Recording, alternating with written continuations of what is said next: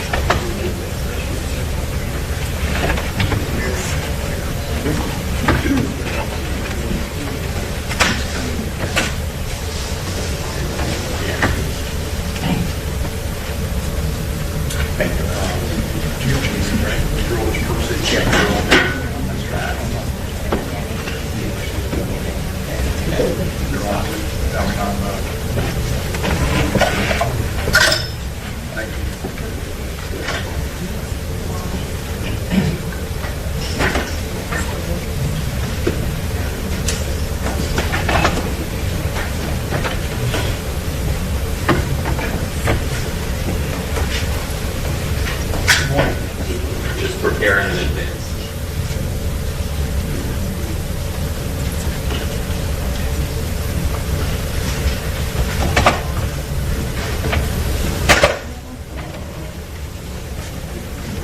Nice of you to join us. I was about to see if I would get in trouble. This is the stupidest thing I've ever done. He's not up there. I had other cases. I want to get through those first. I shouldn't say get rid of. That's.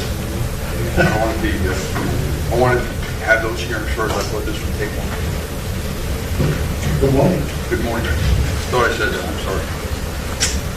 You probably At least I didn't see it for my fun. No pressure, no pressure. All right, we'll be in recess for a minute. Well, give us 3 minutes to talk outside. Sure, we're in recess.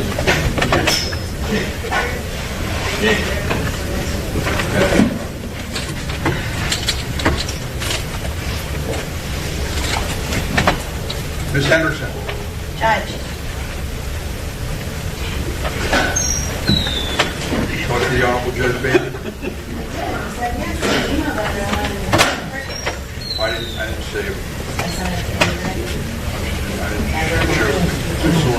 Appreciate it. Bailey he said he's got another one set, but he was concerned. I said it might work out. I haven't.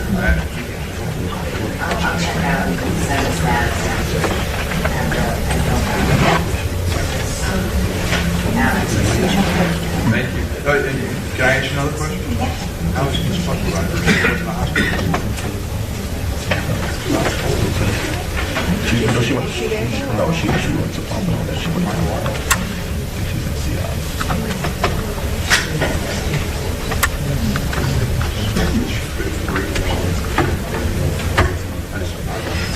No personal knowledge, right? Yeah, I don't know if we got that on the phone.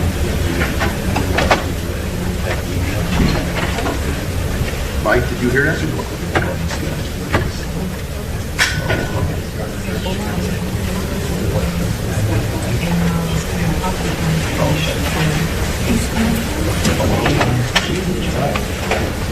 our best.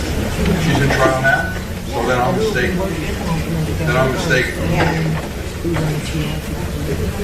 Because I had already used that. Don't want to use it. Make sure that they still. Not yet, just going to. Good. Hi, how are you? You taking our phone.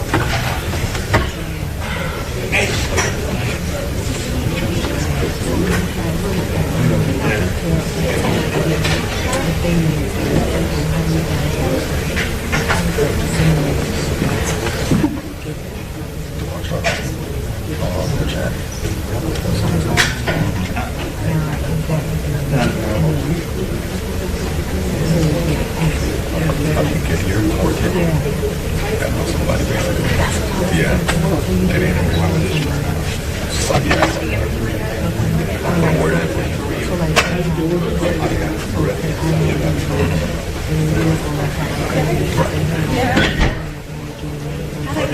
No problem, guys. Not an issue. That's how I never let my phone get started.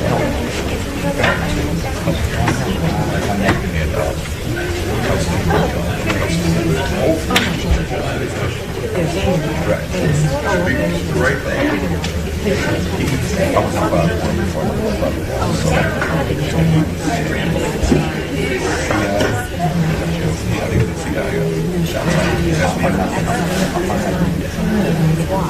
okay.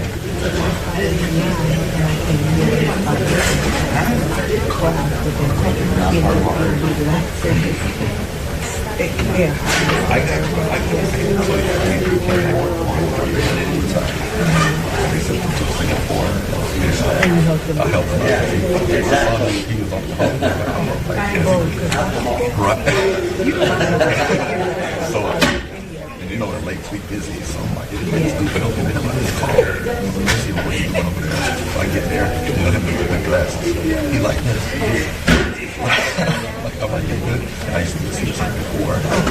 So, I can knock out an accident 10 minutes. I'm like, why do you take so long for? So I helped him more after that. No, not 40, but we took the class at the end. You know, recessions? Yeah. The class he taught was that. Okay.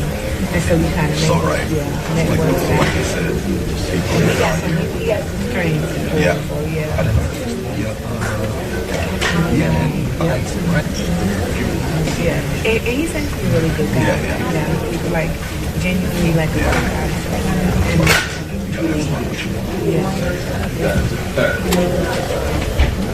I'm funny because I was gonna say it's definitely about who you know. The ain't just about who's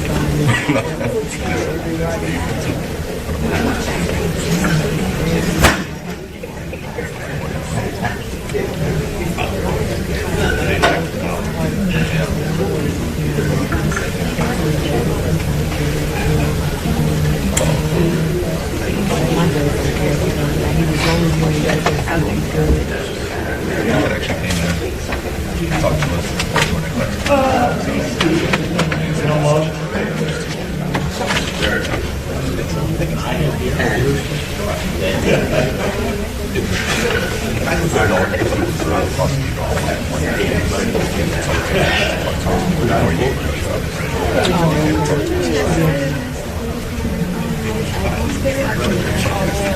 Oh, really? Yes,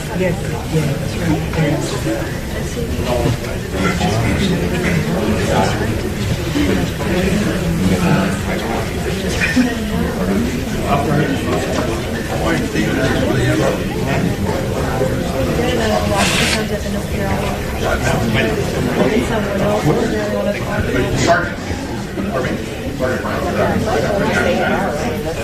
I just see it right out.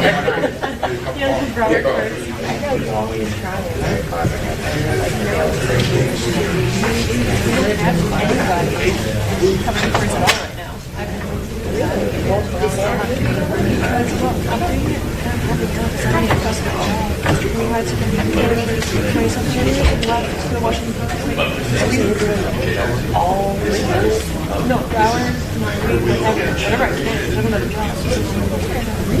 Yeah, so I just have to pick up the pieces. I'm staying for an hour. A mix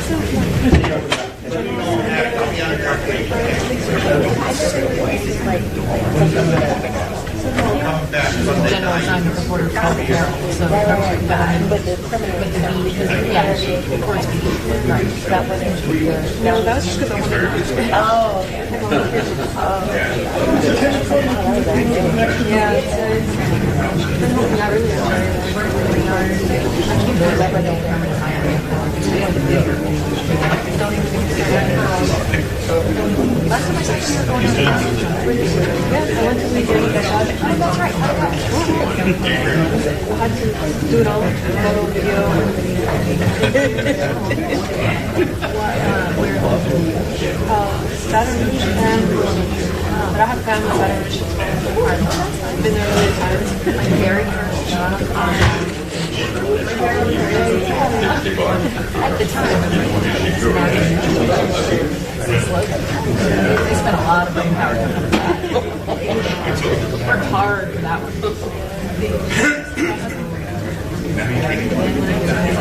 I didn't expect to walk into that. Quietly minding my business, and I thought about the whole they're all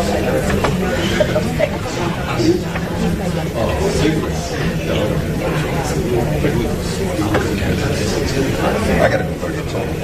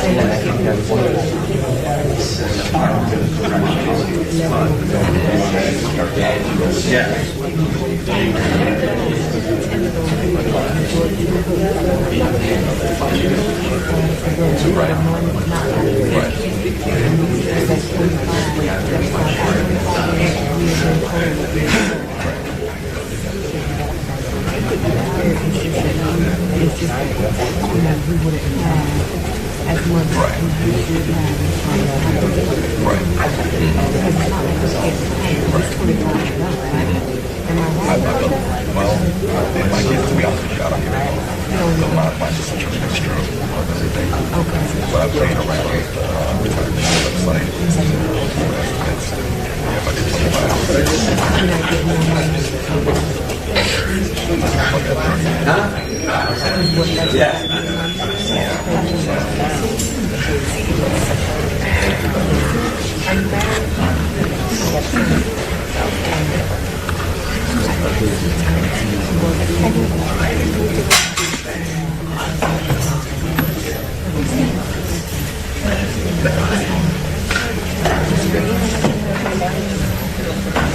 Come to order, remain seated.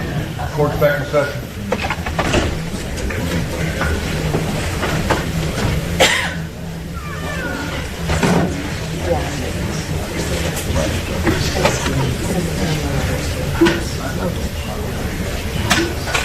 Mike, you ready? All right, let's get on the record, please. The State of Florida versus Jamell Demons, President of the defendant. Counsel, you want to state your appearances, please? Daniel Aronson, Stu Adelstein, Reagan Liberty, James Benjamin, Peter Fonzo, for Mr. Demons, for President of the Board.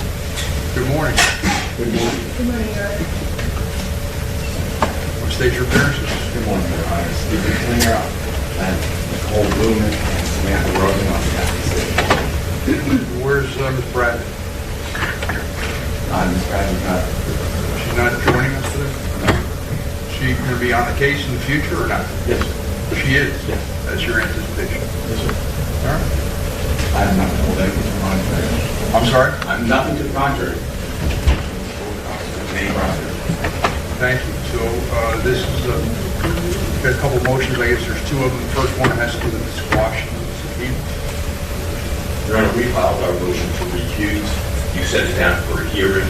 We tried to subpoena witnesses for today's hearing. The state would not accept it. What their rendition of what happened was close enough to what we believe happened, that we have no objection to it. We did not get proper service. We couldn't.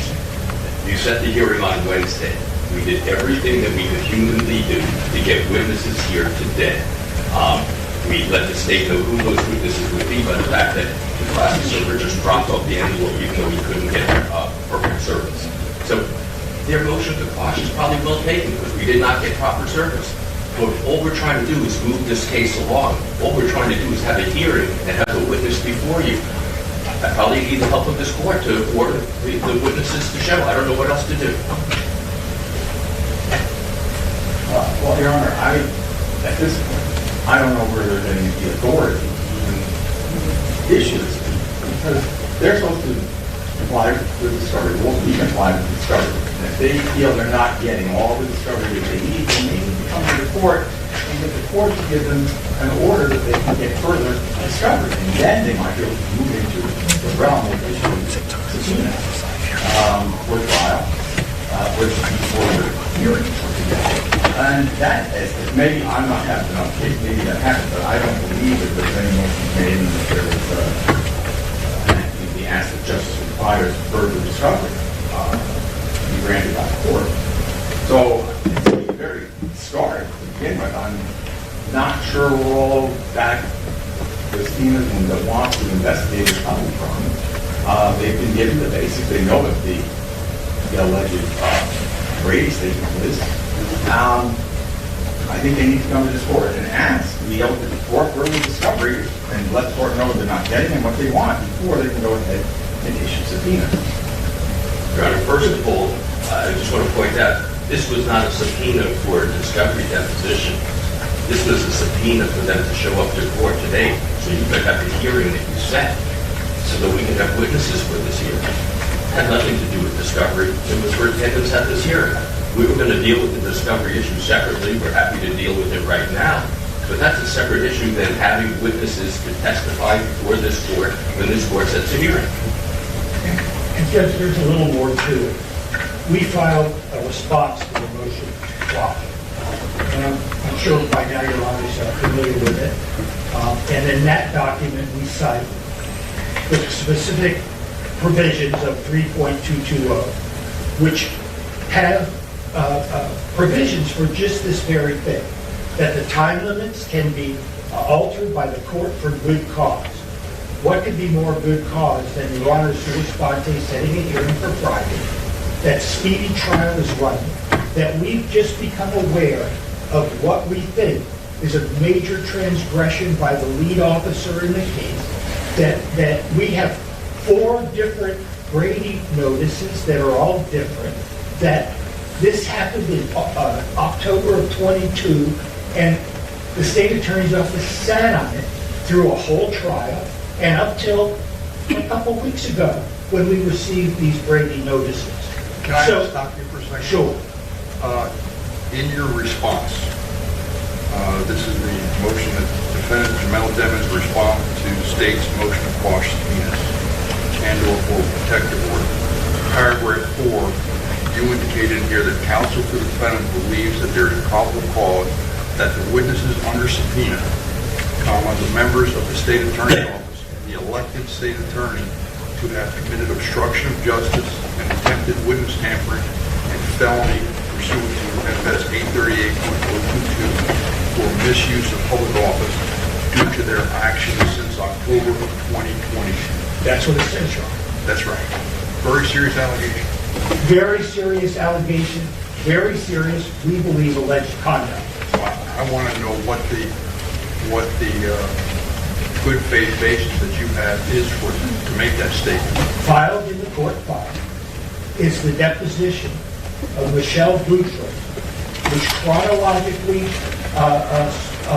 testifies to what happened since October of 22, and who was involved and who had knowledge of what happened after, on the very day this happened, Ms. Boutros went to Mr. Killoran and told him what Detective Moretti did, and went to administration, to Harold Pryor, and told him on that very day what happened. And they sat on it for 11 and a half months, where a whole trial took place, where hundreds of thousands of dollars in legal fees were spent without knowing this absolutely vital impeachment evidence that is clearly Brady for a year. So they had meetings about it, and we're trying to ferret out, because Your Honor says, what's our good faith basis? What a career prosecutor in the public corruption unit of the state attorney's office testified to under oath. And number one, Miramar Police Department was made aware of it. Number two, the head elected state attorney was made aware of it. Number three, all of his minions that are involved in are subpoenaing them, we believe were made aware of it. And if you look at all that and track the statute we cited, the conduct that we believe happened and we have to ferret it out with depositions that they're avoiding and everything because of a 5-day rule, is where we're going to be able to prove what our good faith basis is, because we have absolute good faith basis for it. And we'll stand on that based on Michelle Boutros' statement under oath testifying about this. Do you have anything other than that statement of Ms. Boutros in the deposition? Not yet. That's why we want to take the discovery of these individuals. What else could I have? If they deep six this. That's what I'm asking you. No, Judge, that is the starting point of where we need to go. And in order to develop it at this very late date that we first found out about this activity, the only way to do it is to subpoena these witnesses that do not have work product protection. And they shouldn't have a 5-day rule protection. Let's ferret it out. Maybe there's an explanation. I couldn't, in my wildest dreams, think of what it could be. Maybe they should get their own lawyer. Maybe they should take the fifth. But we need to ferret it out. Because what more should we have before Your Honor than a sworn testimony from a career prosecutor in the public corruption unit who testified to certain activities of not only herself, but Mr. Killen, Ms. Bradley, and everything else. And I do have other evidence. If you look at the four, how many, Bradley? Over 3 that are relevant. The 4 Brady notices, that they all contradict each other. And one of them was signed by Mr. Killen, who's not even the lawyer in this case. He's the public corruption prosecutor, and he stepped in and signed a Brady notice in a case where Ms. Bradley didn't, and then she came in and switched her testimony in the next one. What could be more compelling a good faith basis than to show the actual prosecutor on this case, the homicide prosecutor that tried the first case without telling us anything about Moretti, is now changing her story 3-4 times. When this happened in October 22. So that's additional good faith basis for us to find out how and why we believe there's probable cause to believe they violated the law. If you look at the statute, the specific paragraphs cover contact just like this, just like they used to try to allege that Mr. Demons did witness tampering. They did the same thing. And we're going to prove it by having these people testify.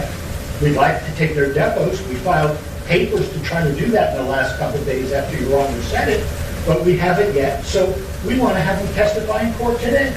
But your motion indicates, or your response indicates, that the elected state attorney committed obstruction of justice, attempted witness tampering, and a felony pursuant to 838. Absolutely. The state attorney. Absolutely. The state attorney, the elected official, Harold Pryor, we have good faith belief that he sat on this. Well, you have more than that. You're saying you have probable cause.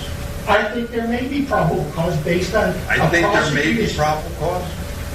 Judge, if you quibble over this, you can do that and do what you want. This is a serious allegation. This is a serious matter. That's right. This is an absolute serious matter I agree that everybody 100% sat on with that. and hid under the carpet for a year. I don't know that everybody did, but You don't know? So why are you asking me why I'm doing it? Because we allege it and we need to ferret it out, Your Honor. And it is a serious, but because it's serious, you don't think that Mr. Demings sitting over there isn't thinking this is a serious matter when his life is on the line, or the state attorney's office. That's a serious charge too. I'm not minimizing. It's not two. That's why we're here, Your Honor. With all due respect. With all due respect, it's a serious matter, but so is allegations about corruption in the state attorney's office at the highest point. And when I read Ms.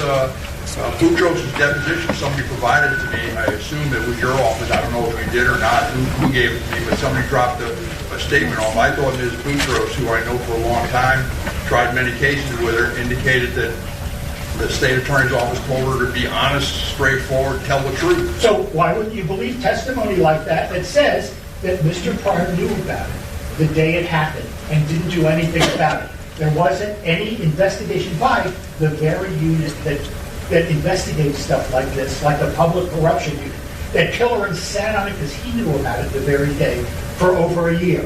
watching a first-degree murder case be tried without even investigating further this allegation. You know, there's a lot of things that trained police officers can do and investigate things such as an allegation like this, and they did nothing. And we're going to be able to, once we get them to testify, show that nothing was done. And they deep six this serious allegation in a first-degree murder case, and there's testimony when they told her to tell the truth. And you know her for a long time. I know her for a long time. We've had battles in court against each other and walked out and shake each other's hand because she's a professional. And she testified that Harold Pryor, the elected state attorney, knew about this the very day it happened. And nothing ever was revealed about it until the last couple of weeks. If this court doesn't think that's important and isn't I think it's possible... very important. I think everything in that deposition is important, but I also thought Ms. Boutros indicated that it wasn't the position of the state attorney's office or the Mr. Pryor or the individual supervisors to go ahead and review what was done by whoever's involved in a case that they anticipate and expect that the prosecutor handling is going to do whatever Brady notices are out there. Well, let's find out, Judge. That's why we're here. Wasn't that in the deposition on my... I mean, that's what she said, correct? She said what office policy is. Correct. I thought that they were told they couldn't testify about, so they cherry pick and choose which office policy they'll reveal. But she indicated in the same depo she was told not to talk about office policy, but she did. So we got to ferret this out. Whether or not if that happens or not, when there is an allegation against the lead detective in a first-degree murder that he lied in front of a career prosecutor that's brought to the attention of the elected official, they can't hide under, oh, we don't review every Brady violation. This went all the way to the top of their office the day it happened, and they did nothing, I believe. And I believe that violates that statute. And I believe that in and of itself, based on one person's sworn testimony, is probable cause. But, Your Honor, I believe, based on your body language, with your arms crossed and a scowl on your face, looking at us like we did something wrong, should be much more... I think this is really serious. This is so serious. Why do you think we're all here? Why do you think this has blown up like this? Not because we did something for a year. It's because the state attorney's office and Mr. Pryor, who directs the office, who was elected by the people of Broward County to do justice, not to win cases at all costs, we believe knew about it and participated in a conspiracy to hide it. And that's what we believe, and that's what we pled, and we stand behind our pleas. Thank you. Where's Miss Bradley? I don't understand why she's not here. I believe she had a deposition. Folks, she texted me this morning, she has a deposition this morning. You don't have it scheduled, but you have things planned. It's not that you don't, I'm sure, have other matters that we have to handle.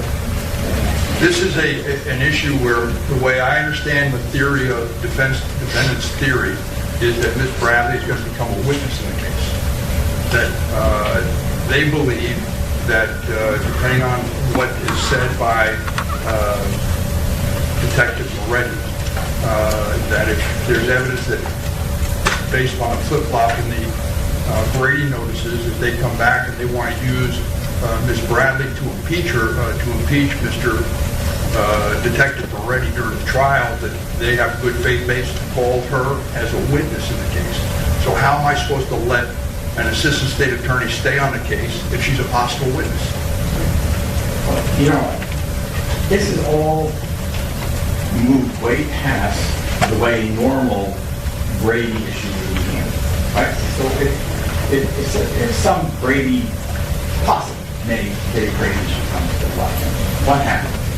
Well, if you don't know what it is, you just think that the defense just thinks that there's something out there that they don't know what it is, it falls back that the state has its obligation to notify a Brady if they feel so. And if they don't, and eventually it comes out that it really truly was Brady and they didn't give it out, new trial, well, you order by you tell us for it. This is in general.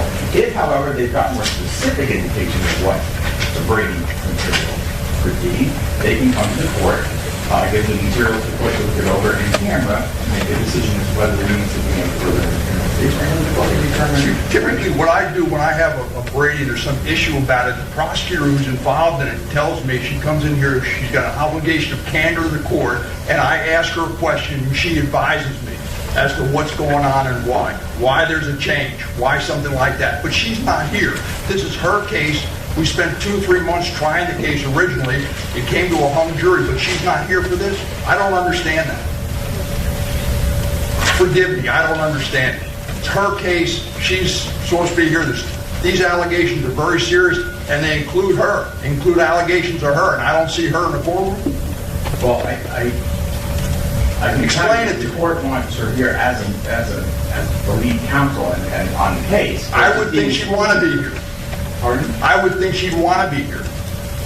Well, having been issued subpoenas, I think there's more of a case of difference versus her just being here and versus the lead prosecutor in the case. How is it? How does it make it different? She's the one who signed 3 different Brady notices, and they're different. How is that she doesn't think she should be here for this hearing? When they're asking to recuse her, as well as your office, from the trying the case, and she's not here. Forgive me, I don't understand it. Why don't you find out where she's at? Make a phone call. We'll take a recess. Make a phone call, find out where she's at. I don't understand it.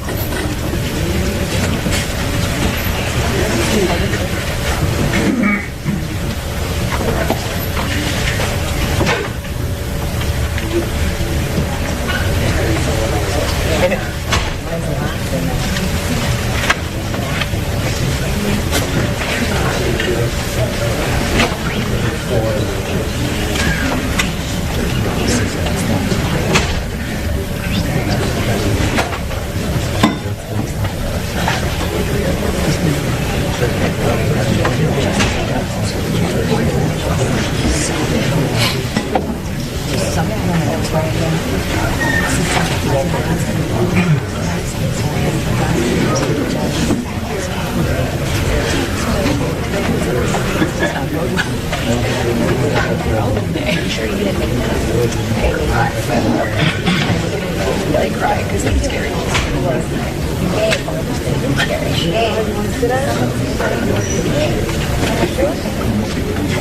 I know those, when those bones get a little, yes. I still love you.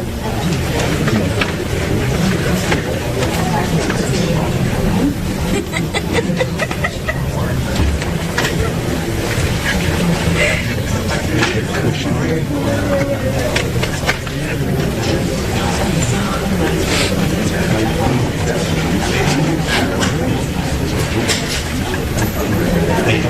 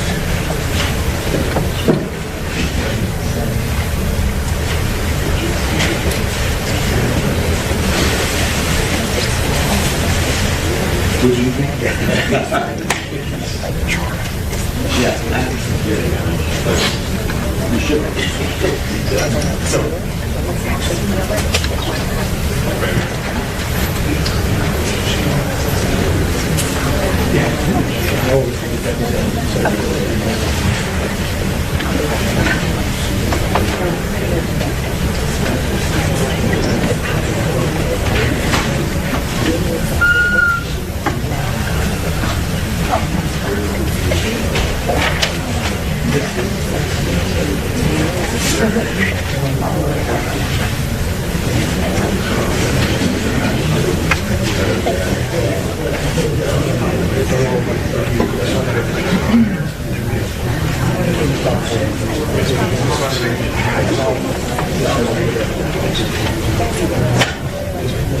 Thank you, sir.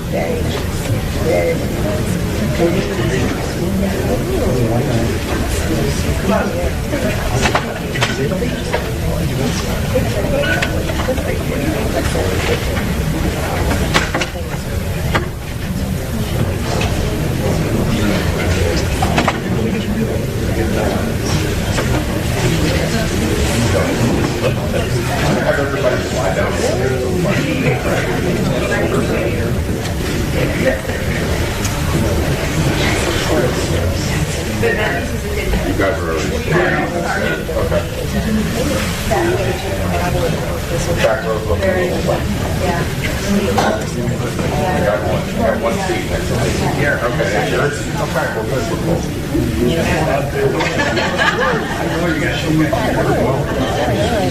Now we're cool.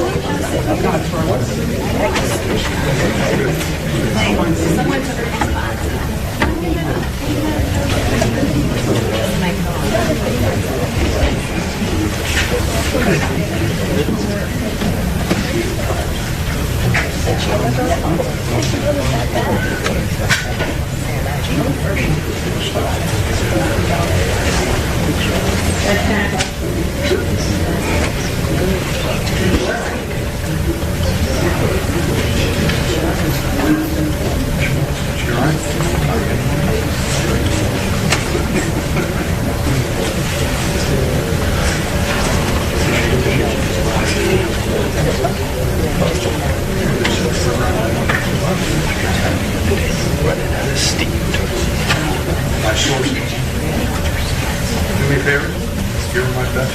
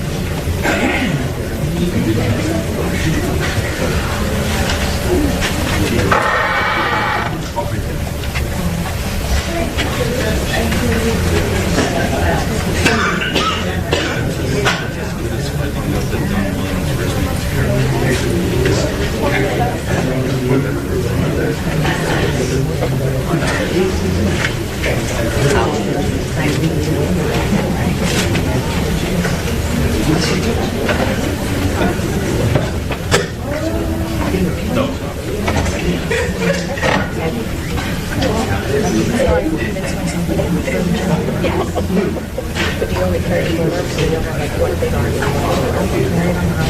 And I got so much damage to my shoulders and my neck. Pull up.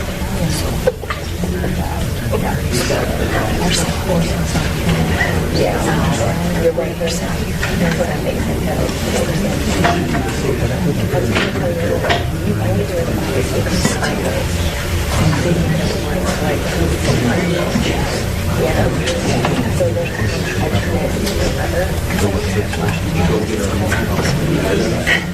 I would have to do business like that. Scary. Like, I do business. So I always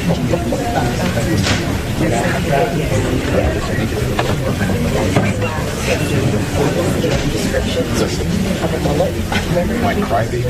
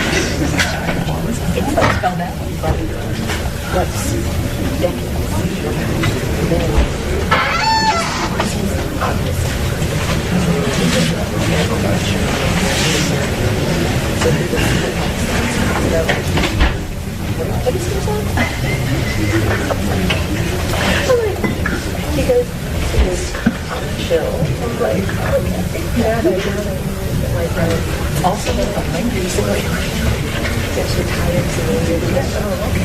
It's kind of my reaction when I saw you the other day. I was like, elected teachers. That is more than you know, I usually dress up. Yeah, whether or not but I did not have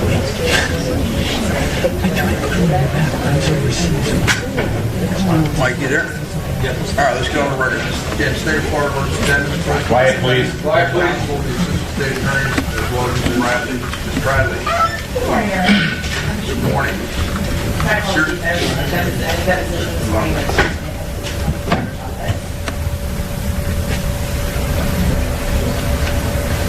I would thought you'd been here, but regardless, I didn't want to go any further without you being here because all the stuff is about your credibility, your integrity, and everything else. So I thought you needed to be here. Understand? All right, so let's go forward with this hearing. You call witnesses. Your Honor, we're going to call witnesses. Call your first witness. I was hoping, first of all, I don't know if all my witnesses are here because I tried to subpoena witnesses. The state wouldn't accept it, so I don't know who's here as witnesses. I know right now that Ms. Boutros is sitting in the courtroom. I don't know if she's well enough or feels well enough to testify. I'm certainly hoping that she does for my purpose, but more for her purpose, that I hope she's feeling good. And if she is available, I'd like to call her as a witness. Ms. Boutros, I'm is that okay. why you're here? Yes, Your Honor. Come on up. You okay? I am. I'm okay. Thank you. She's here. Washington, defense, right, there's a pending motion in Washington. Defense basically said they agree with the motion, that's the way I understood it, that they were served incorrectly. So the motion in Washington is granted. Ms. Boutros, excuse me, Ms. Boutros is here, and my understanding she's willing to testify. So if they want to put her on and call her as a witness, they can. All right? Your Honor, I would just like to clarification. What we acknowledged was we could not get proper service because of the timing. If I misstated that, that's what I understood you said, that you agreed in principle that the procedure wasn't followed because there wasn't enough time. Correct. But you agreed with them that the idea was that the motion technically should be granted. That's the way I understood it. We're on the same page, exactly. But the bottom line is we're going to need the court's assistance to get other witnesses if we're going to complete this hearing. Thank you. So, you want to swear in the witness, please? We'd like to invoke the rule because Christine Bradley is one of the witnesses. So we got a problem. And Then call her first. I'd rather not, Your Honor. we can't call her first because we have to establish certain things in the record before we call her. Your Honor, in fact, I was expecting to call her last. Without her having the opportunity to hear the other witnesses, because we feel a credibility is reduced. And the rules provide for her not to be here. The rules provide for what? Another witness in proceeding to not be present when another witness testifies. And Ms. Boutros, you step down, then you call Ms. Bradley first. You call her first. Because we don't want to call her first because we have to establish. I don't want to excuse Ms. Bradley. She's here. It's her integrity in question. She's the one that's on. And you're giving the state I didn't hear unfair. that. I'm sorry. I didn't hear that. You're giving the state an unfair advantage to have the subject matter of this proceeding here testify first before we establish all of the other evidence from the other witnesses. And certain evidence from those witnesses will be absolute subject matter for the testimony of Ms. Bradley because she's the one that is the subject matter. So if we do it in that order, then we're not going to be able to have all of the evidence that we believe shows why this prosecutor, Ms. Bradley, should be recused. So if we let her go first, then we can't adequately cross-examine her or represent Mr. Demons with adequacy because we don't have all of those things necessary.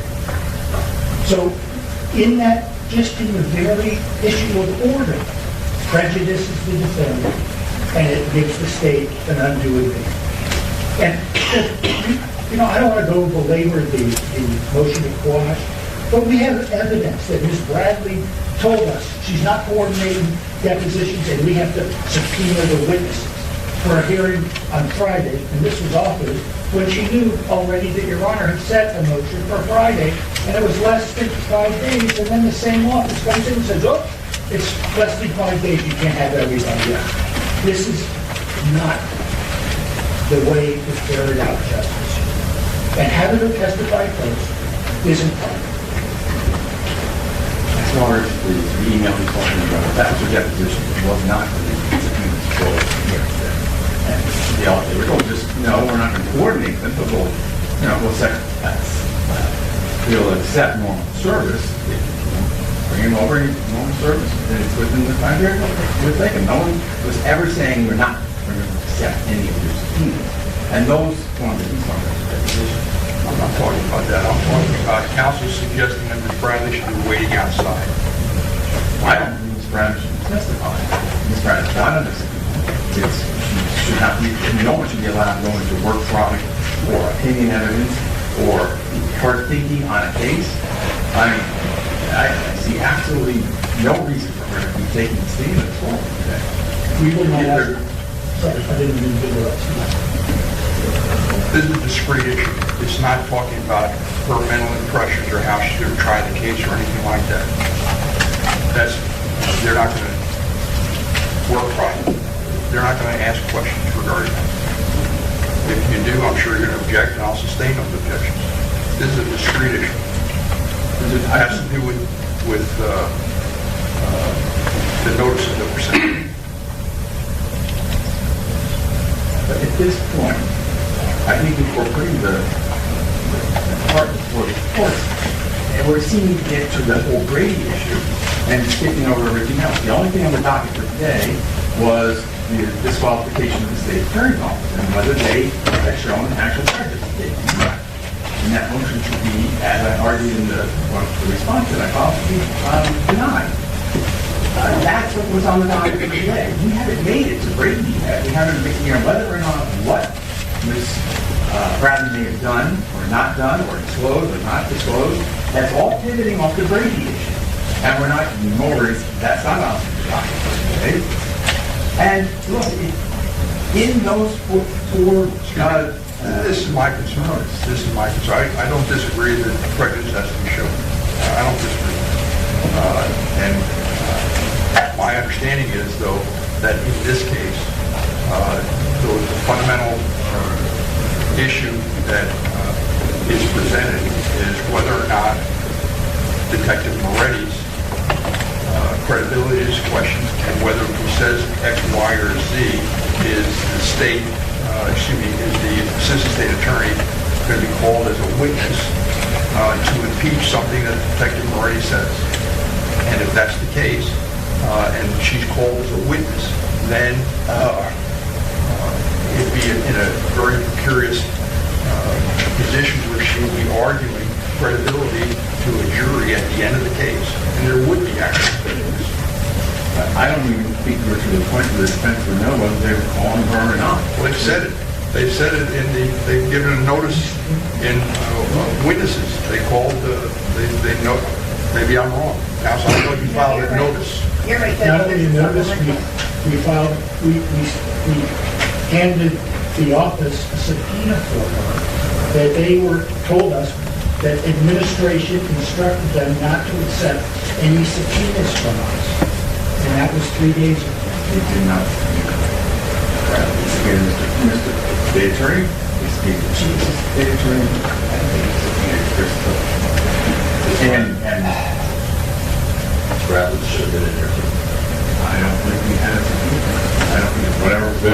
It's irrelevant because it's not a valid subpoena because we didn't have 5 days. We were going to go around in circles.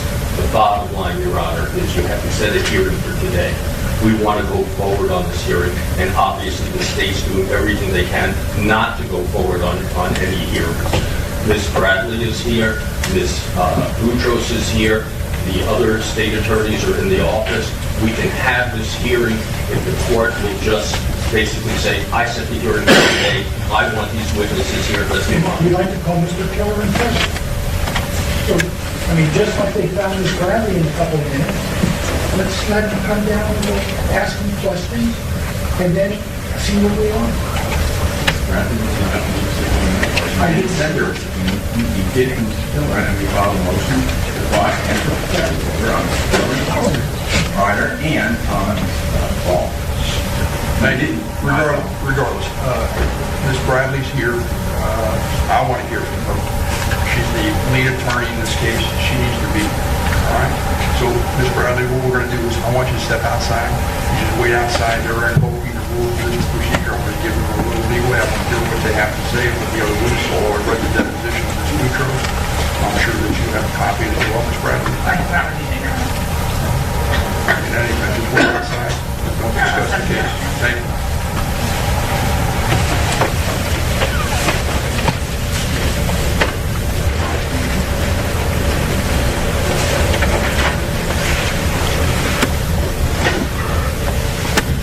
Ms. Boutros, before we get started, I wasn't aware that you were ill, and I apologize. Have a seat. Thank you.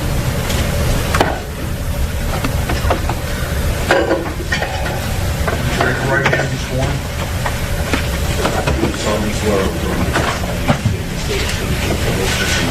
I do. Michelle Boutros, Boutros. Yes. Where are you currently employed? The Broward County State Attorney's Office In what unit? in the Public Corrections Unit. Okay, and what is the public corruption unit? We investigate public officials who are engaged in criminal conduct. We investigate law enforcement that are engaged in criminal conduct, which would be a public official. And how about if somebody in your office is engaged in unlawful or suspected unlawful conduct? Do you investigate that, or is that sent to an outside agency? That would be a decision that administration would need to make. We wouldn't be part of that decision. I would assume so, but I can't say for sure. You'd have to ask them. Okay. How long have you been a state attorney? 20 years. And what units have you been in? I started off, as everyone did, in misdemeanor, and then I moved on to felony trial unit, and then I spent 8 years in the gun unit, and then I spent another 7 years in the gang unit, and then I was in case filing for about 6 months, and then I was moved to the public corrections unit. Are you familiar with a prosecutor's Brady obligation? Yes, I am. Can you please explain what you believe in? In my career, in my practice, I disclose anything that I feel that would cause a credibility issue for a witness, any witness, credibility, exculpatory, anything that would benefit the defendant at trial.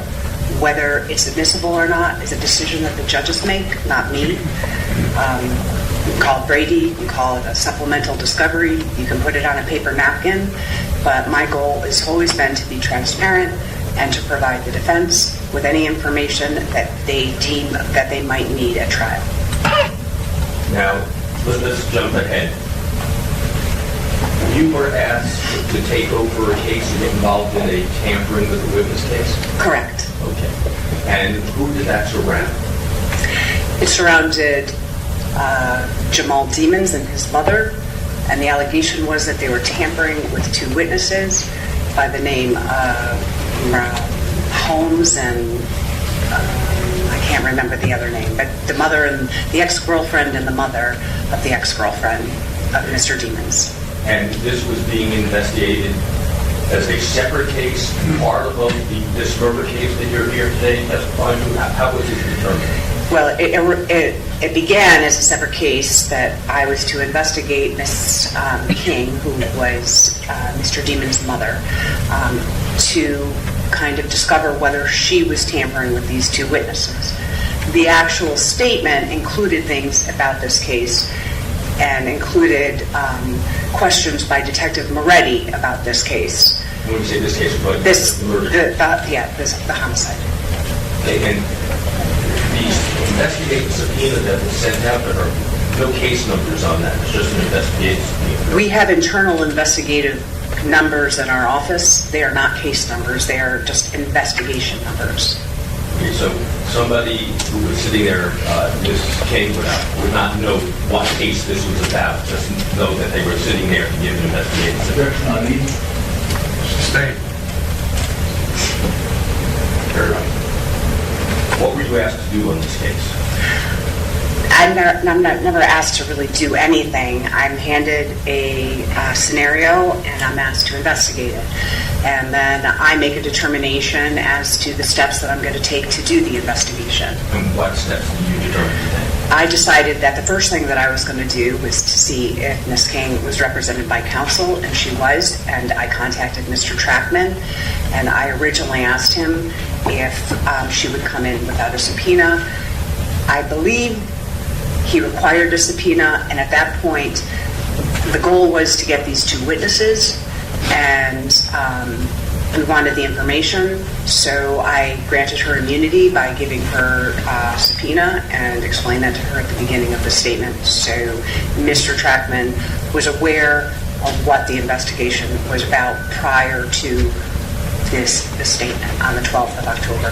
How did you get assigned this case? Mr. Killeran assigns the cases. So he, in this situation, was contacted by Ms. Bradley, who asked him if our unit would investigate it. And this isn't normally something that we would investigate it for whatever reason. You'd have to ask him. It was accepted into our unit and assigned to me. Okay. And the reason why your unit doesn't normally investigate this is this didn't deal with a public official. No, correct. So this was out of the norm that... Correct, but we do things out of, we're not exclusive to public officials. If there's special projects that need to be done, we will handle them. So it wasn't alarming that it was in our unit. It was out of the norm. There are other times that you do things out of the norm. Correct, and when I say out of the norm, I don't mean that there was anything negative about that. I just mean that there are instances, like with maybe attorneys, we investigate attorneys and they aren't public officials. So it's really just on a case-by-case basis, and Mr. Killer makes those decisions with Ms. Falk and Mr. Pryor, and I just get handed the file, here, go ahead and investigate this case. Okay, so you subpoenaed Ms. Kingan for a investigative statement. Correct. And she and Mr. Trackman showed up. Correct. Where? On the 7th floor of the state attorney's office. Okay, and is it in a special room of any sort? There's a hallway in, when you get off the elevators on the 7th floor, and there's bathrooms there, and right before you make the right to go towards the bathrooms, there's a very small conference room. Okay. Can you estimate the size of this room? I'm not very good at estimating, but I would say it's like a 6-by-6 room, but it's a small room. So, anyhow, what happened in that room? Let's start off. So the first thing that happened is Detective Moretti and I were sitting on one side of the table. Ms. King and Mr. Trackman were sitting on the other side of the table. When we initially began the statement... Have you ever met Detective Moretti before? I have not met him before. Oh, excuse me. I met him the day before because we had a meeting about this case, but I hadn't worked cases with him in the past. You had no ill will or goodwill about that? I had really no information at all other, than he was the detective that was investigating this tampering case, and no ill will, no history. And I might look into that. How about you with Ms. Bradley? Any problems with Ms. Bradley during the course of the 20 years you worked there? No history with Ms. Bradley either. We've always been very cordial towards each other. So let's go back. Now, Okay. You're there in this small room. What happened? So initially, Sergeant from Broward Sheriff's Office, Sergeant Hendricks, who I do know, was standing in the room. I didn't really think very much about it. I had approved the search warrant the day before. I didn't speak with Detective Moretti about when he was going to serve the search warrant. He was there. I didn't really think about it, and we started the statement, and then at that point, Sergeant Hendricks left the room. Okay. Once he left the room, the questioning...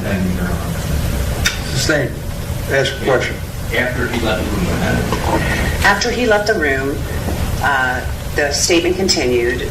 Detective Moretti asked most of the questions during the statement. And as you said, they were not all just focusing on tampering. A lot had to do with the murder case. I remember at one point that we were talking, and Ms. King asked Mr.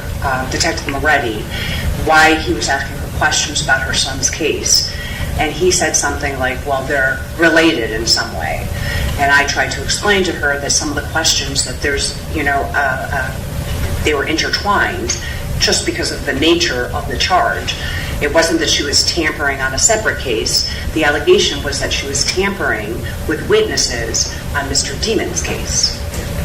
So during the questioning, at a certain point in a lull, Detective Moretti made a decision that I was unaware of at the time to serve this search warrant. That wasn't in your thought process at all that it was happening during the time? It wasn't, but I didn't tell him not to. We just didn't discuss it. It wasn't something that came up. I approved the search warrant. I assumed he would serve it that night, the next day. I really hadn't thought about it.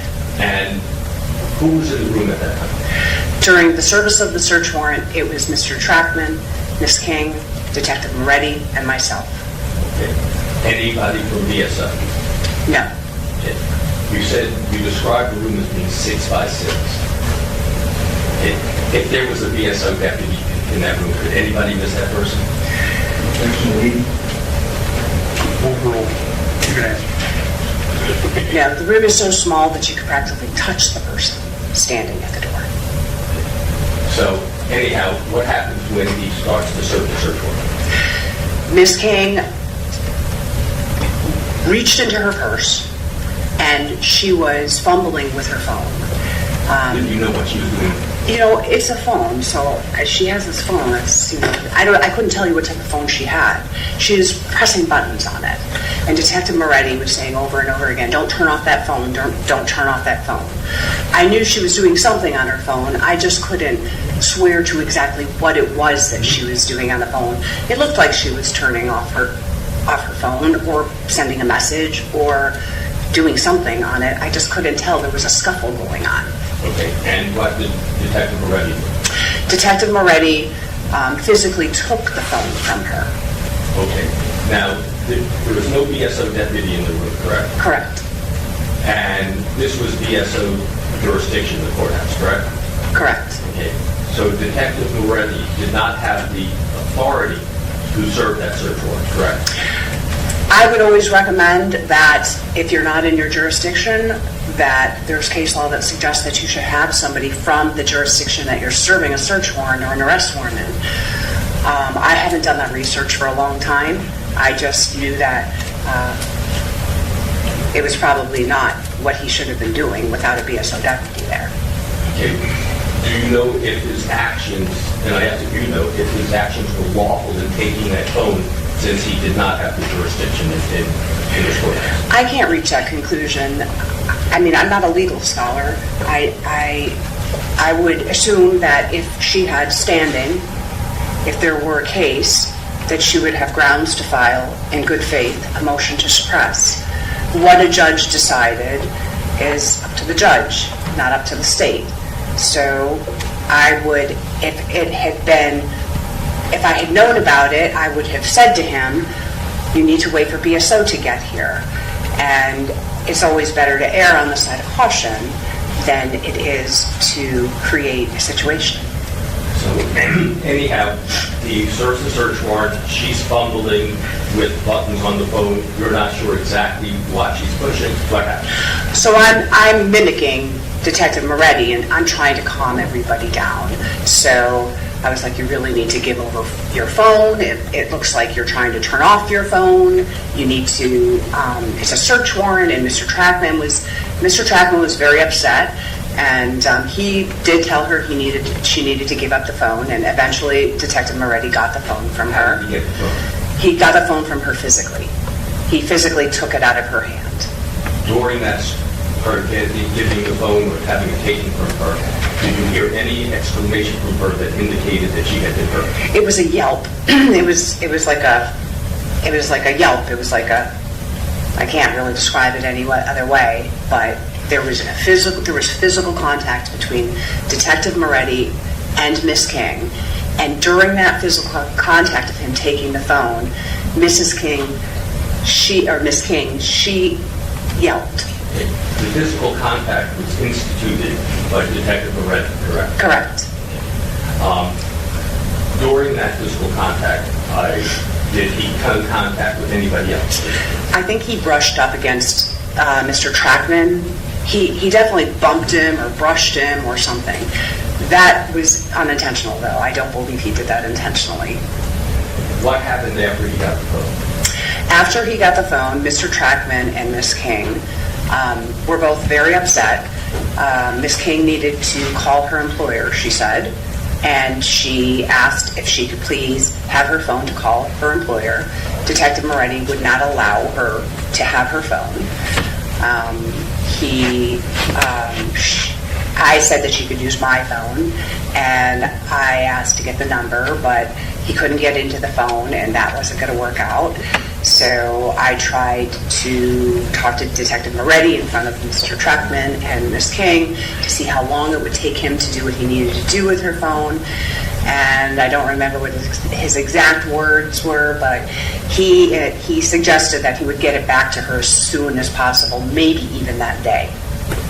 Okay. Do you know if he gave it back to her that day? He did not. Do you understand? I don't believe it's ever been given back. I understand because I read Mr. Trackman's motion to return property. So after he says he'll be given back in a day, even maybe by the end of the day, what happens then? So at that point, I walk out. I can't recall if I called Mr. Killerin or I saw him in person because it was probably close to the lunch hour. And I told him, I said, listen, I said, I can't work with Detective Moretti anymore. I think you jumped ahead. I did. Because something happened after they left as far as another deputy coming back in. Oh, I'm sorry. Yes. So Deputy Gorell came in. Okay. Mr. Trackman and Ms. King leave. They leave the room. Okay. What happens then? Once they leave the room, Deputy Gorell, who I didn't know his name, he came into the room, and Detective Moretti looked at him and said, "You need to." Deputy Moretti said Detective Moretti said to Deputy Morell, "You need to say you were here when I served that search warrant." And it was kind of like an awkward moment.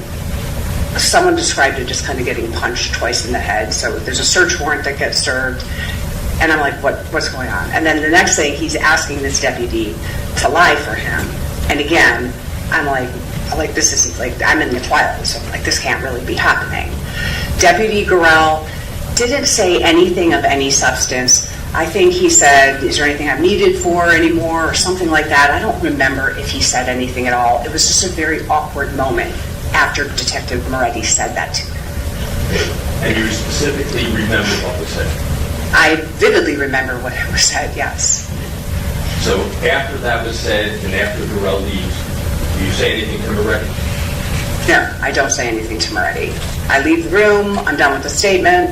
As far as I'm concerned, I'm done investigating this case. Why? Because I don't work with detectives that solicit lies. Okay. What did you do then? I reported it immediately on that day To whom? to Mr. Killerin.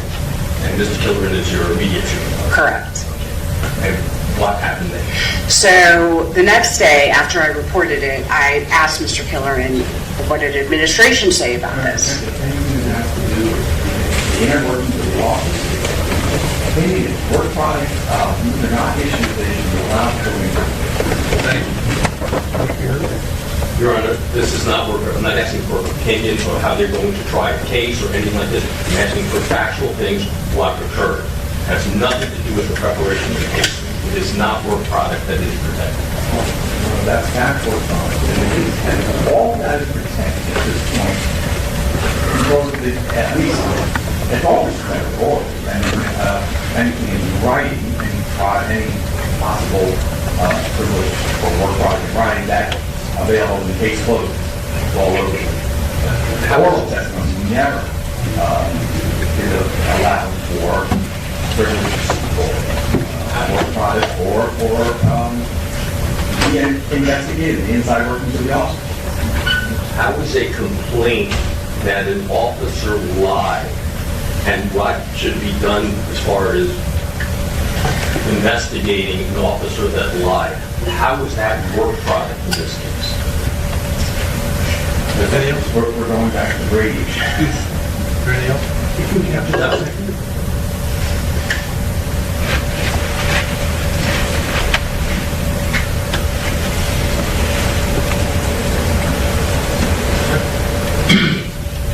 Your Honor, this is simply facts, and that is discoverable. I'm not asking for their opinions, their theories, or anything like that. Just facts of what occurred.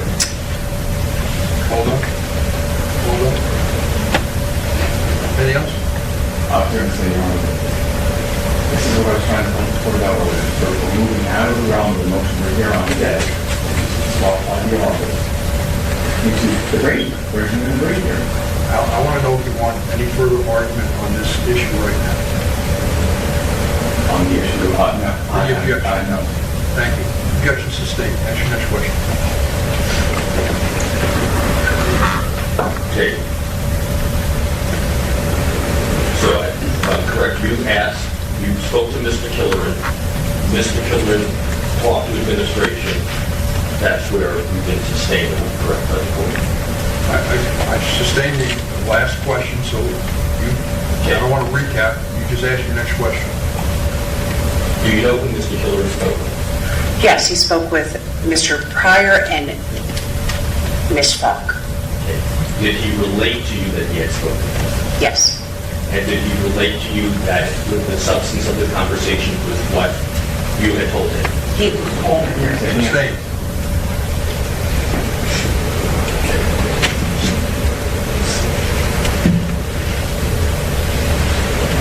I'm not offering this one. That's sustained the objection. Ask your next question.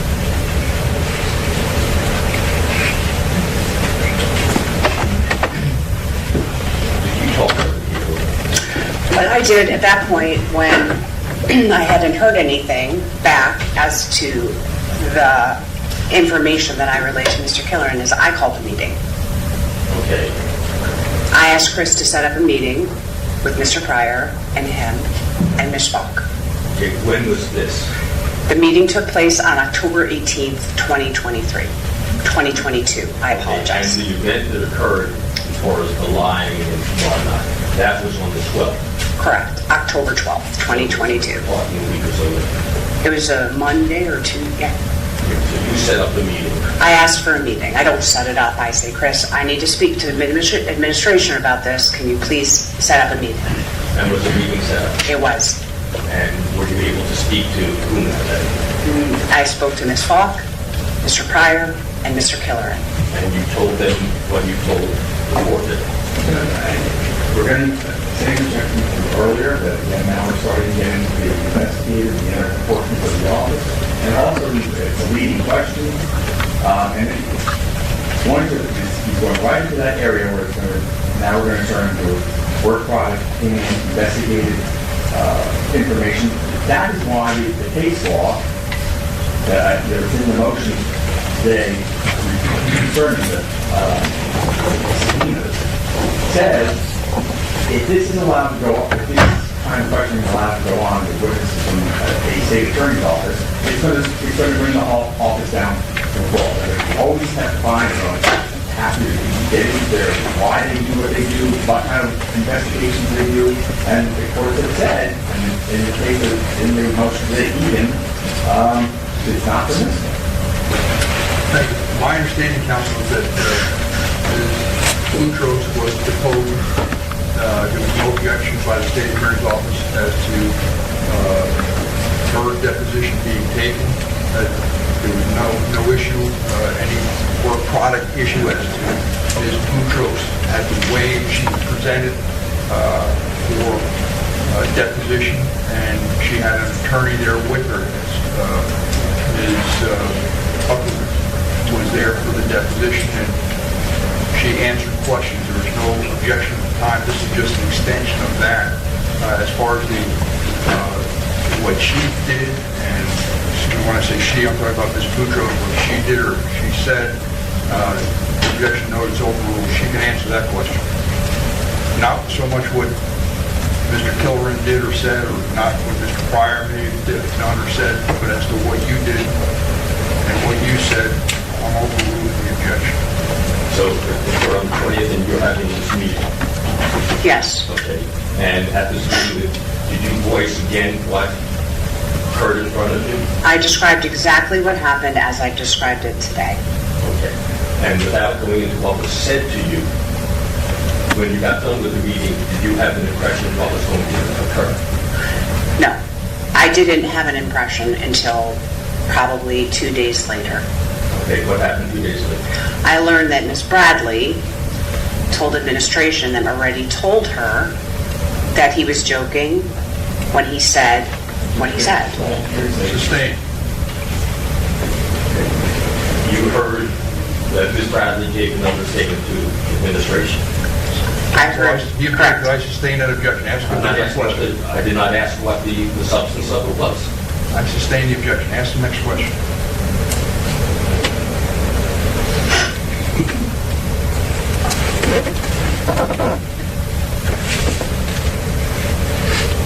What did you do next? I didn't do anything next.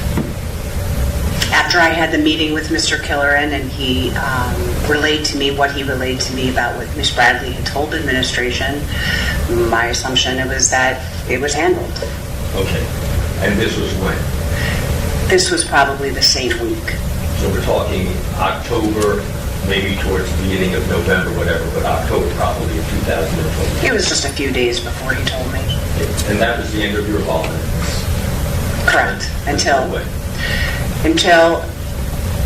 I believe it was that the defense filed a motion trying to compel my name and I'm sorry. I didn't hear that. I'm sorry. I apologize. I misspoke anyway. The next thing that happened was that I got a message that Internal Affairs in Miramar wanted to take my statement. Okay. And what did you do when you got that message? I called Mr. Killeran. I said, I got a request to give a statement to Internal Affairs. Please ask Mr. Pryor if I'm permitted to do so. And I subsequently gave the statement to IA. Okay. And then what happened next as far as your involvement?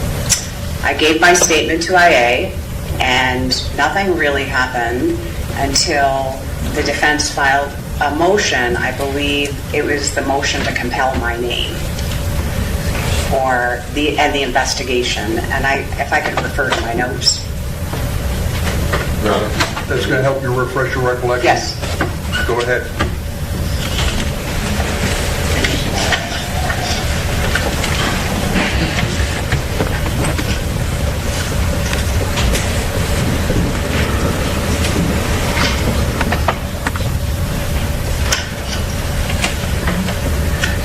Okay.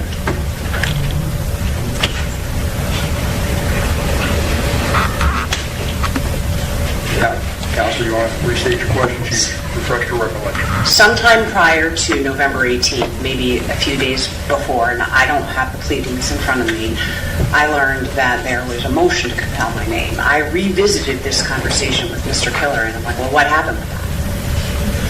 And he didn't know. I'm like, talk to the administration. What happened with that?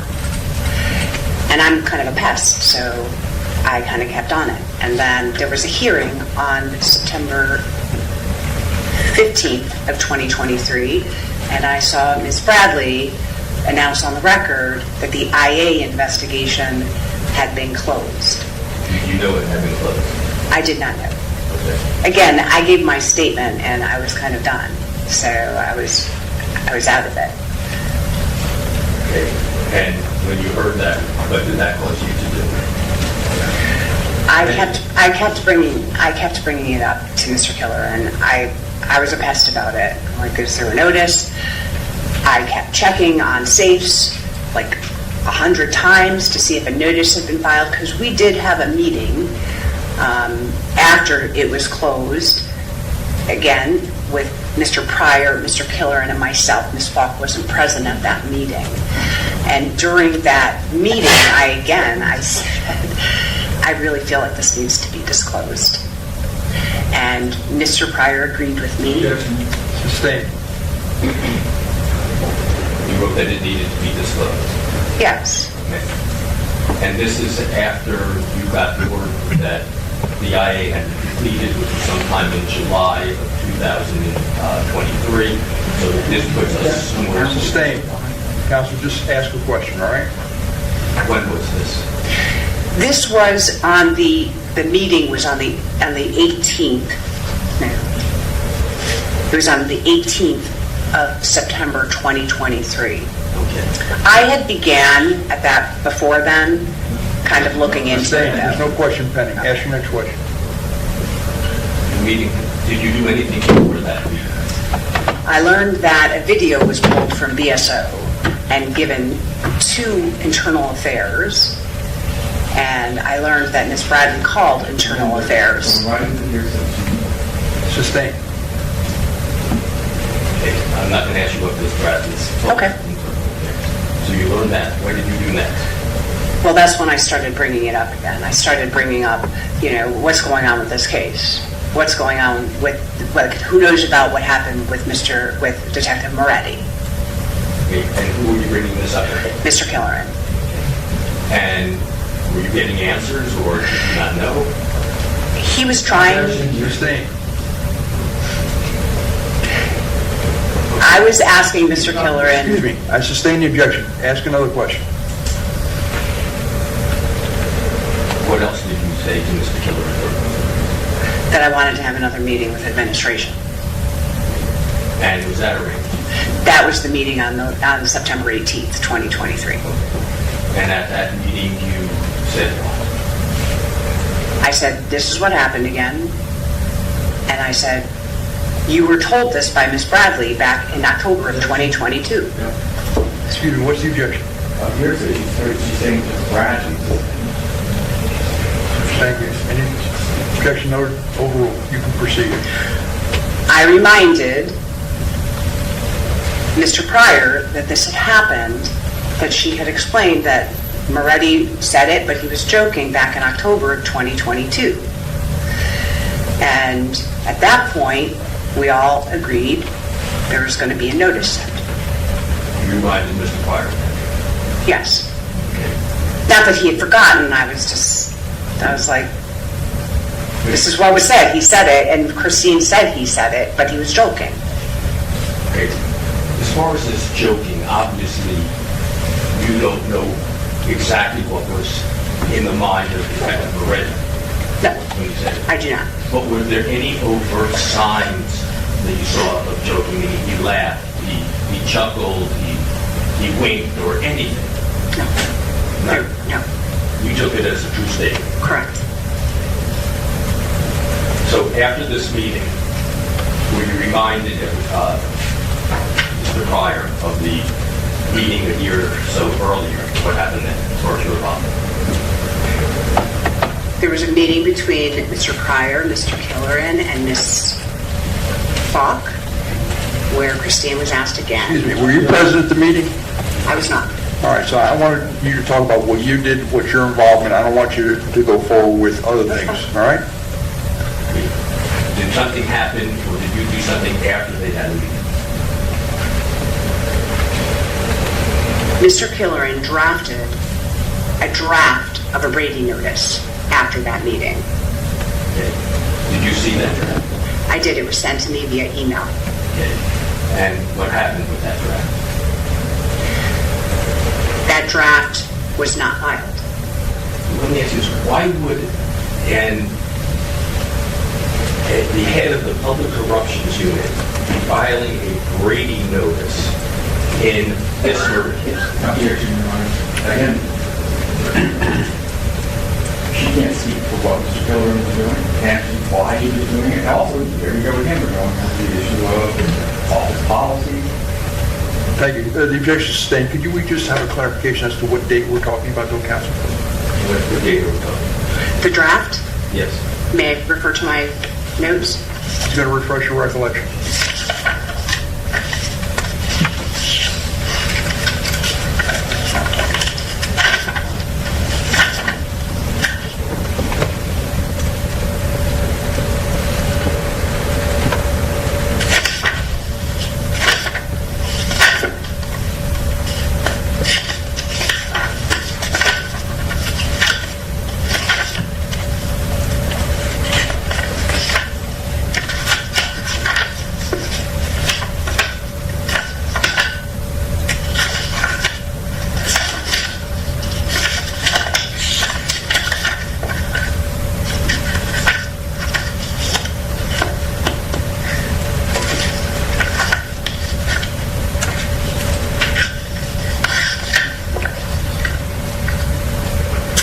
September 20th of 2023, Mr. Killeran sent me a draft of the proposed Brady notice that was to be signed by Christine Bradley with her name on it. Okay, and what happened with that Brady? Mr. Killeran delivered it to Ms. Bradley's secretary, Anna, and she was told to sign it and file it, and it was not. She being Ms. Bradley. Correct. Did Ms. Bradley sign it and file it? No. What happened with that? Nothing happened with that notice. No notice was filed at that time. What happened next? The next thing that happened was that a Brady notice was filed. And I'm sorry. The next thing that happened is Mr. Benjamin called me. And that was on Friday. May I refresh my recollection with my name? Yes, you may.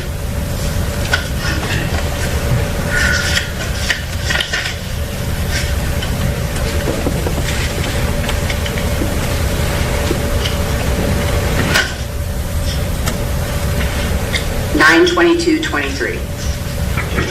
And without going into what Mr. Benjamin said to you, what did you do in relation to that? I asked for permission to speak with Mr. Benjamin. I sent a text message to Mr. Pryor and to Mr. Killeran, and then Mr. Killeran called me. What they said, what they texted back, only what you do. Thank you. I sustain the objection. I don't want to know what you were advised by the administration, but as far as what you did or what happened next that you were involved with, you're more than welcome to answer the question. Upon Mr. Killeran returning my phone call, I returned Mr. Benjamin's phone call, and I discussed with him what had happened on the October 12th statement and everything thereafter. What did you tell Mr. Benjamin? I told Mr. Benjamin about the incident on the 12th. I told Mr. Benjamin about the discussions related to whether Moretti said it and was joking. I told Mr. Benjamin that Ms. Bradley had said to administration. She is saying that she told him that. Thank you. Objection, no, it's overruled. You can answer the question. This is what you said or did. Go ahead. I told Mr. Benjamin that I had reported it to Mr. Killeran, that he had reported it to administration, that administration had called in Ms. Bradley, that Ms. Bradley said that Moretti said it, but he was joking. I told Mr. Benjamin that a motion to return the phone had been filed in November of 22 and heard in December or February of 23. That I told him that I saw the hearing where the IA investigation had been closed. I told him that a video had been pulled and discussions had been had with Internal Affairs, with Miss Bradley and Sergeant Brittany Parker that I heard, and that I don't know for a fact. I told him that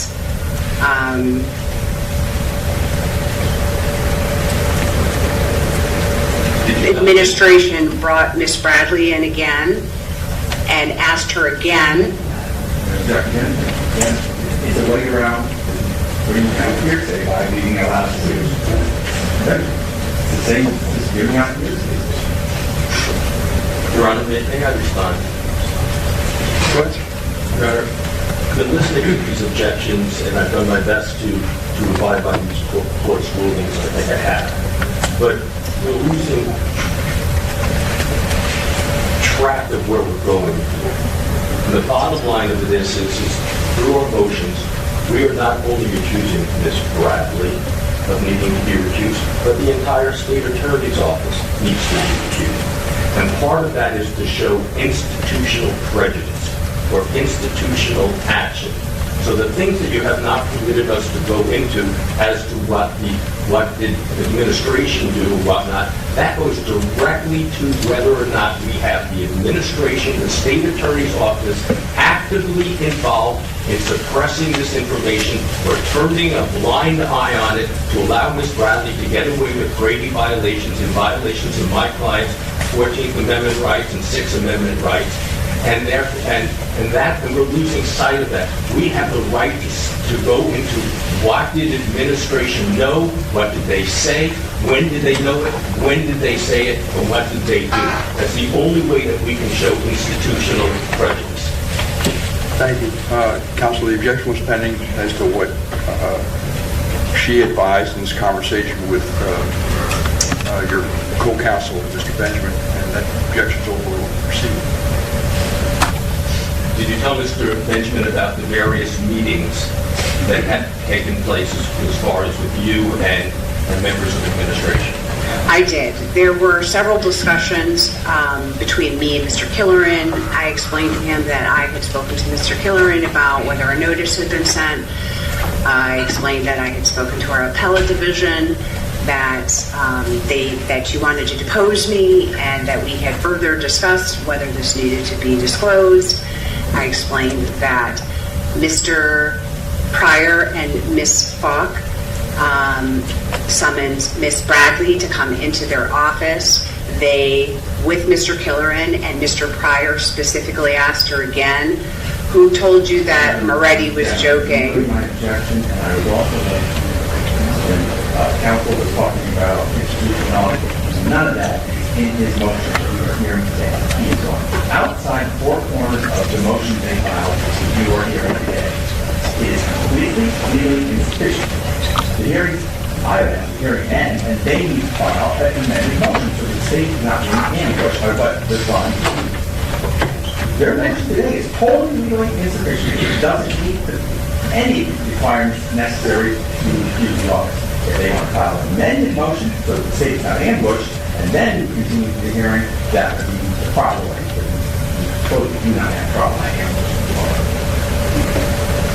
Counsel, my understanding is that the state attorney's office allowed Ms. Boutros to give a deposition, and she was deposed on those matters, and it was discussed.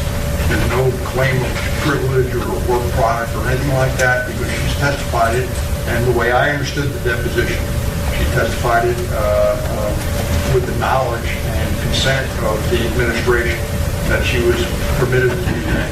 So your objection noted is overruled. Counsel, you may proceed. I was just finishing up with what else you would have told Mr. Benjamin. So I went through my notes, basically. Excuse me, Mr. Trackman, I don't know what you're doing here. I don't know if you're a witness in this case, but they've asked to have the rule of sequestration imposed. I don't know if you're a witness. If you are, you need to step outside. We will not be calling him. My understanding was, Your Honor, that I was not listed as a witness. Thank you, sir. Thank you, Your Honor. I think I had a question that I was about to answer, not remember my question, but... So I basically went through the sequence of events with Mr. Benjamin. I went through the sequence of events with Mr. Benjamin. Okay. So the last thing I was telling you is that Mr. Pryor asked Mr. Benjamin. Excuse me, I don't want to know what Mr. Pryor asked Mr. Benjamin unless this is part of the conversation It that was. you advised Mr. It was. Benjamin. It was. I told Mr. Benjamin that upon hearing what was going on, they resummoned Christine into the office and asked her again, who told you that Moretti said he was joking? And she said, Moretti did. And then I told Mr. Benjamin that later that day, that was at the time that, and I might be getting my dates mixed up, but that Christine sent a text message to Ms. Falk that stated that she never said. I haven't realized your prior ruling yet. Thank you. Objections noted overruled. Proceed. She never said that it was Moretti, and I didn't see the text message, but I told him that she said that it was Gorell that said it. So if I'm understanding, you're telling Mr. Benjamin that originally she said it was Detective Moretti said it was a joke, and then she later on changed it with Deputy Gorell that said it was a joke. Yes, I told Mr. Benjamin that she told administration and Mr. Killeran that it was Detective Moretti in September of 23. I told Mr. Benjamin that back in October of 22, she told administration that it was Moretti and that he was joking. I told Mr. Benjamin that my statement to IA included that Ms. Bradley had said that it was Moretti and he was joking to my administration. After that, I don't think anything had happened after the conversation with Mr. Benjamin. The next thing that happened was that I received the Brady notice that Mr. Benjamin sent me on the 24th of September of 23. Okay, are we up to where Mr. Deputy Gorella is mentioned? Or does That's the that- first Brady notice that I received that Mr. Benjamin forwarded to me on Sunday, the 24th of September, 2023.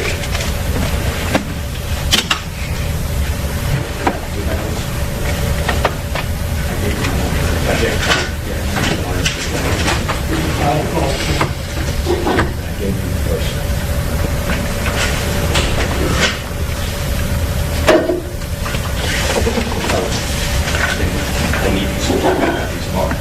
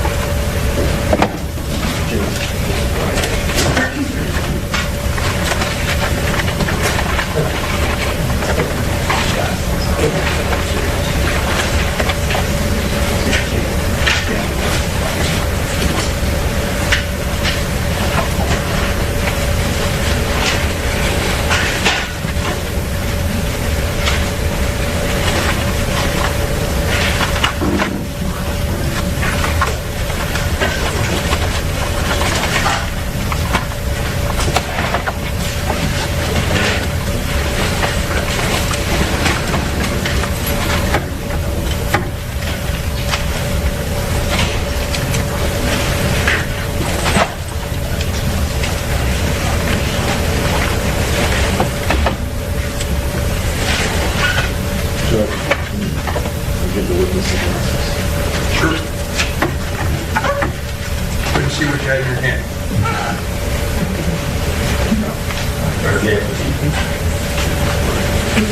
One second. Thank you. All set? Yes, thank you. Go ahead. Okay. I think you were telling me that Mr. Benjamin sent you something. Yes, he sent me an email on Sunday morning that included a copy of the Brady notice that had been filed. And what day was that Brady notice?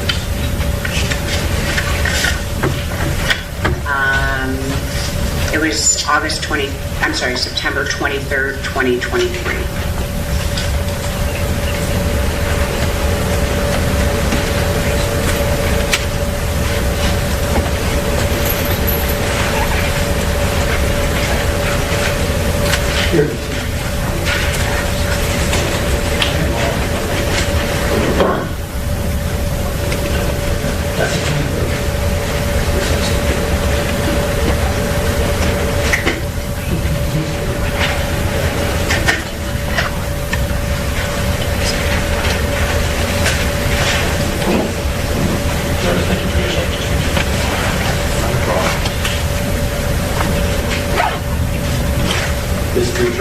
Yes. You said that Mr. Benjamin sent you an email along with an attachment. Correct. and that was on the morning of the 24th. Correct. And with that attachment was a copy of a Brady notice. Correct. Let me show you what's been marked as Defense Exhibit G for identification.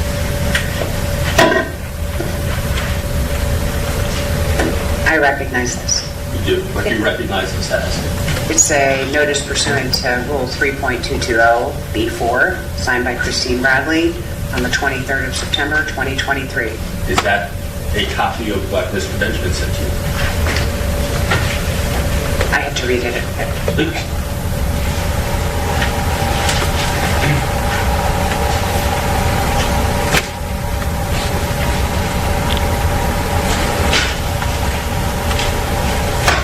Correct. This is what Mr. Benjamin sent me. Yes, it is. Your Honor, at this time I'd like to have this moved into evidence as Defense Exhibit 1. Any objection?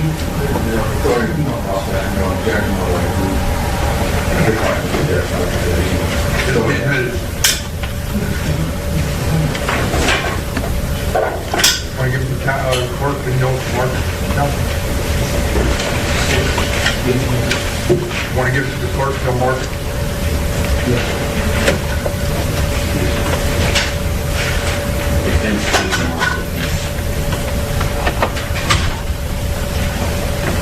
This Bouchard's in Defense Exhibit 1, which you have looked at, it states,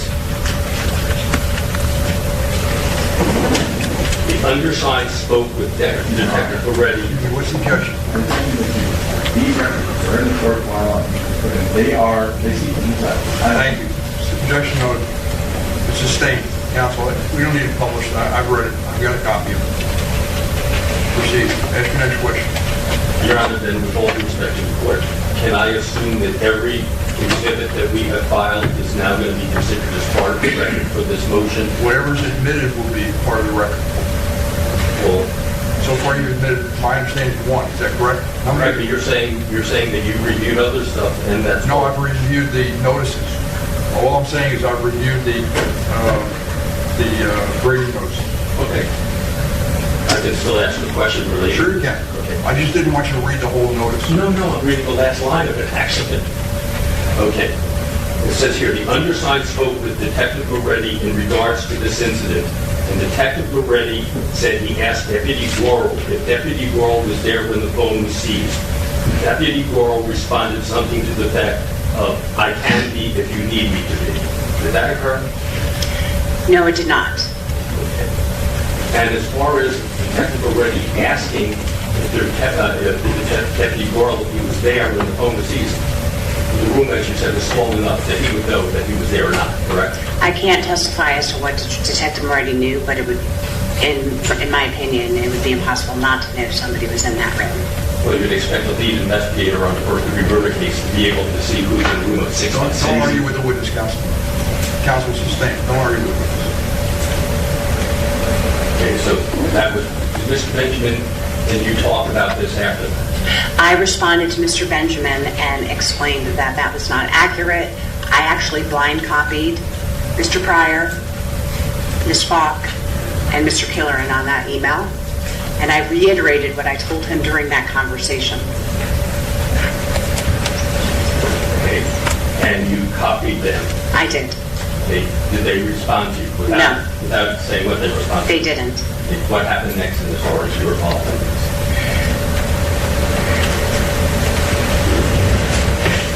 Can I look at my notes to refresh my recollection? It'll refresh your recollection, she may.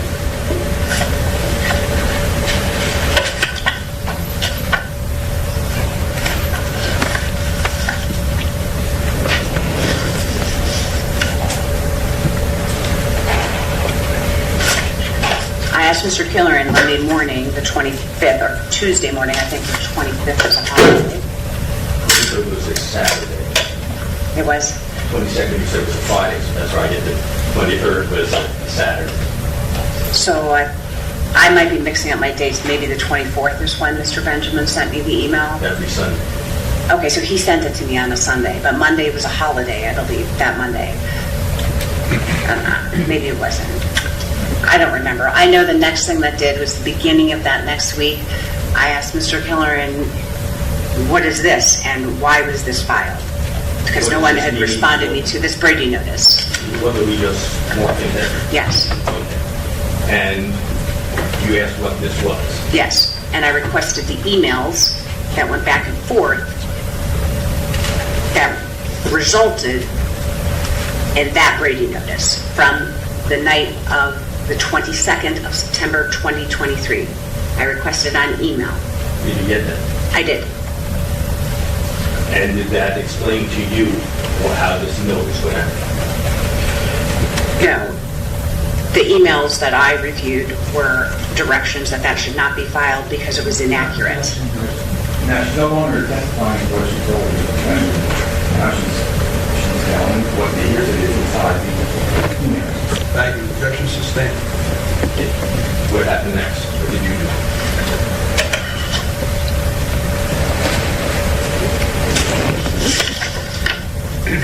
I'm refreshing my recollection again.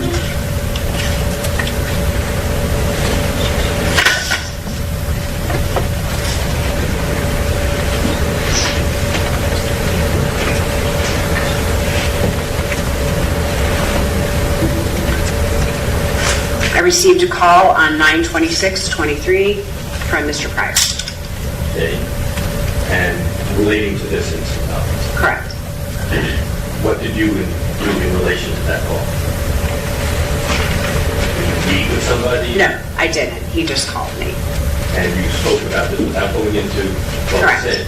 If this was discussed with Mr. Pryor? That's correct. Okay. What happened then? They asked me to join a meeting with them at 3:30 p.m. on September 26th, 23. Did you go to that meeting? I did. And what did you say at that meeting?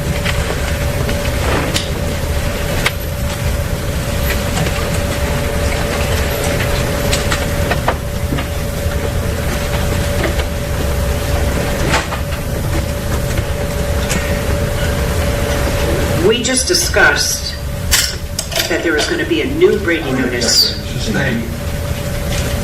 I was just asking what you said. If you don't remember Oh. specifically what you said, then I asked if a new Brady notice was going to go out to correct the one that was sent out on the 24th or the 23rd of September. I'm sorry, I'm not, that's hearing over that. So I wanted there to be a correction to the Brady notice that was sent out by Ms. Bradley on the 23rd or the 24th of September. That is what you voiced. Yes. And what occurred after that?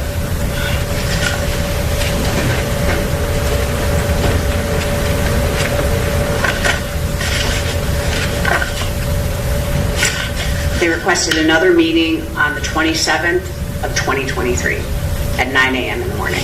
Were you there? I was. Without going into what other people said, did you say anything? Yes, I did. I suggested that Ms. Bradley probably shouldn't be calling me a liar in this situation because I had learned that she had done that the day before in front of a group of people in the office. So she said you were lying. Yes. Anything else that you said that time? No. I mean, other than there was a Brady notice in between that time. So there was a new Brady notice. We discussed that. Is that the one that Mr. Killeran sent? Yes, that was on the 26th of September 2023.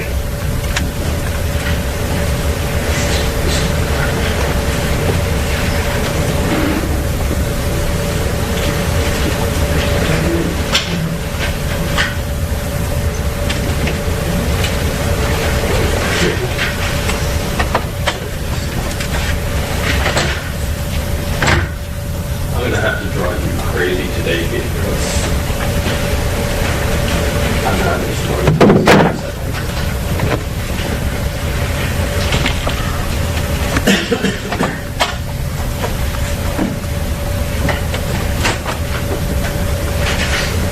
And this, you said that on the 27th, whatever it was, you had a meeting and In between that time, there had been another Brady notice sent out. Correct. Did you ever see that Brady? I did. And who signed that Brady notice? Mr. Killeran. Let me show you what the department has evidence exhibit that for identification.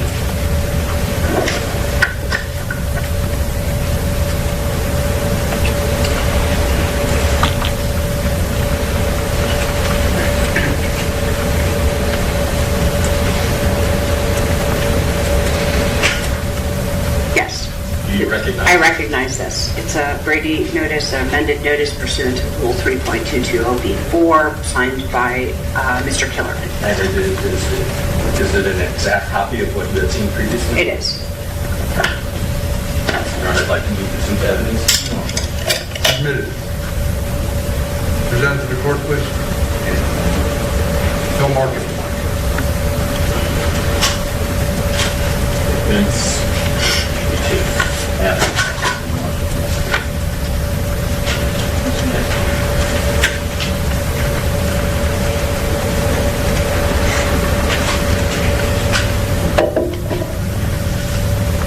Now, in this notice, we'll just read the last paragraph. It says, the lead ASA assigned to this matter relayed to SAO administrators that she spoke with Detective Moretti in regards to this incident, and Detective Moretti explained that his statement to Deputy Gorell was a joke. The lead ASA subsequently filed a Brady notice with the court on September 23, 2023, which stated that Detective Moretti told her that Detective Moretti asked Deputy Gorell if Deputy Gorell was there when the phone was seized, and Deputy Gorell responded something to the effect of, I can be if you need me to be. Again, that did not occur. Yes.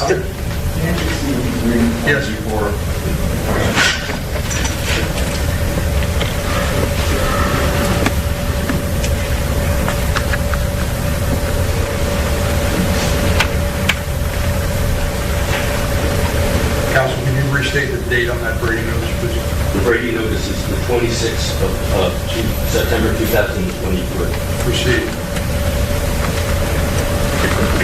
Then the last part of that says, additionally, the lead ASA relayed to a state attorney office administrator that the deputy was the one trying to be funny. Was Deputy Gorell trying to be funny? No. Did he even hear him say anything that... No. Okay. Do you know if Deputy Gorell was ever contacted? I don't know. Would it be up to Ms. Bradley to contact Deputy Gorell? I don't believe so. He's not a witness on her case. Okay, so if she went out and she contacted Deputy Gorell to appear for Detective Moretti, that would not be office policy for her. I don't really Excuse me, know. what's the question? What's the objection? Lady who testified. Sustained. As a homicide prosecutor, would it be a homicide prosecutor's job to speak with a witness that deals with a tampering investigation as far as whether another witness lied? I'm not really sure what you mean. Are you asking me if Miss Bradley would have normally contacted Detective or Deputy Gorell to see if... Yes, is that normal? I can't say that that's normal or not normal. I mean, that's a different crime, a different investigation. What happened next?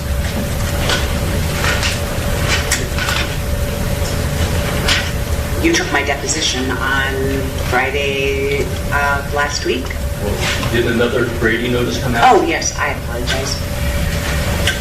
So the next thing that happened was that during that deposition that you took of me last Friday, you showed me a copy of the Brady notice that was filed on the 28th. I hadn't seen that prior to our deposition.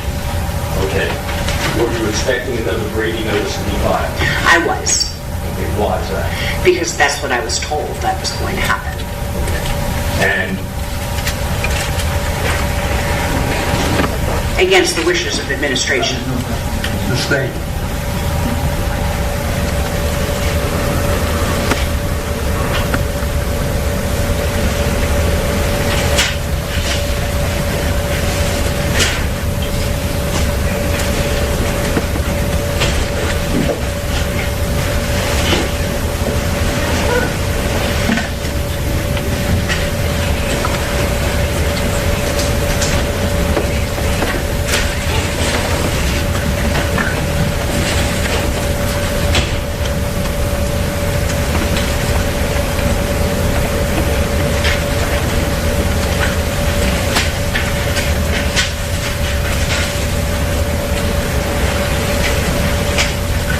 Let me show you what has been marked as defense speech.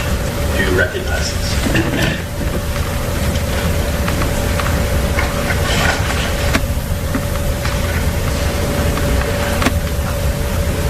I do. What is it? It's a copy of a second amended notice pursuant to Rule 3.220 before signed by Ms. Bradley on the 28th day of September 2023. And that had been presented to you prior to your deposition. No, you presented it to me during my deposition, or Mr. Benjamin did. Somebody presented it to me during my deposition. And this is, and the testimony in your deposition reflects some of the things that are in this document. Correct. Your Honor, I'd like to move this into evidence. Is there any objection? What you had, I'm sorry. This is the third one.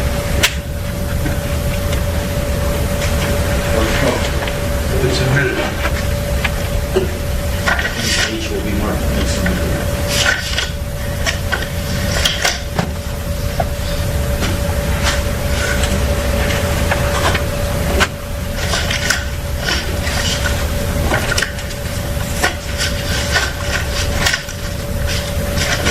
this one, I'll just read the last part of it. It says, the undersigned inaccurately relayed to the state attorney SAO administrators that she spoke with Detective Moretti regarding this incident, and that Detective Moretti explained that his statement to Deputy Gorell was a joke when she intended to relay that which is contained in the Brady notice filed on September 23rd, 2023. Additionally, the undersigned relayed to a state attorney administrator that the deputy was the one trying to be funny. Is this accurate, this Brady news, as far as what you know the facts do?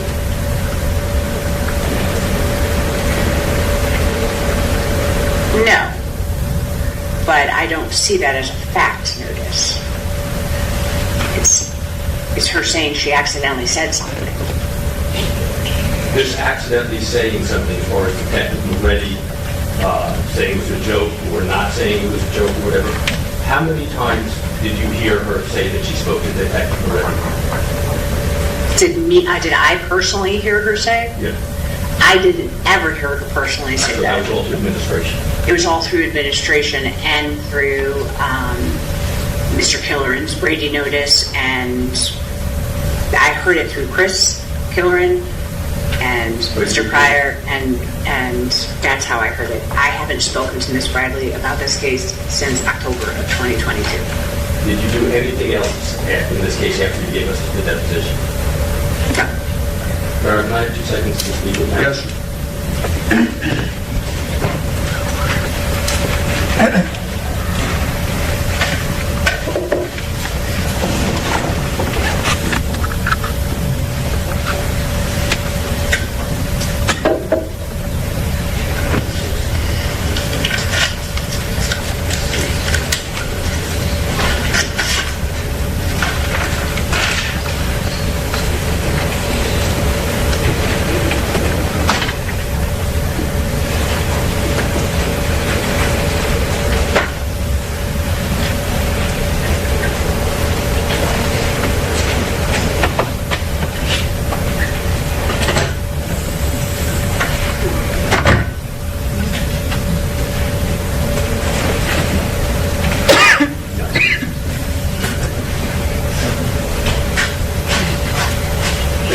Real brief, I promise.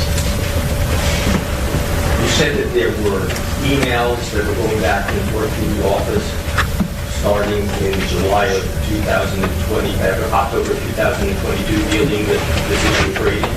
I don't know if there were emails that went back and forth between administration and Chris. I wouldn't know. I wouldn't have been included on those emails. There were emails that went on over the last month or so related to this issue, but I don't know what was sent back and forth. How about text messages? Not with me. I wasn't part of any of those text messages if they existed. Thank you so much. Thank you. Any questions? Very, very, very. What? Well,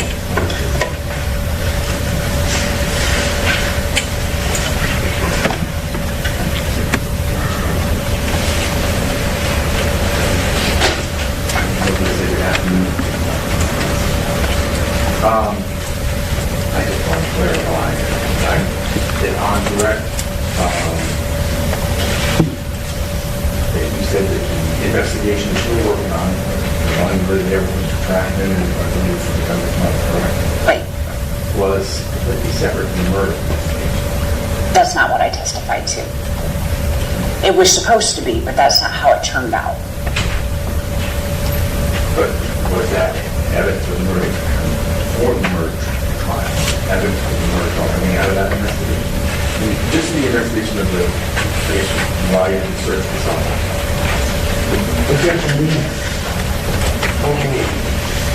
So I think that I'm not understanding your question. I'm not trying to be evasive.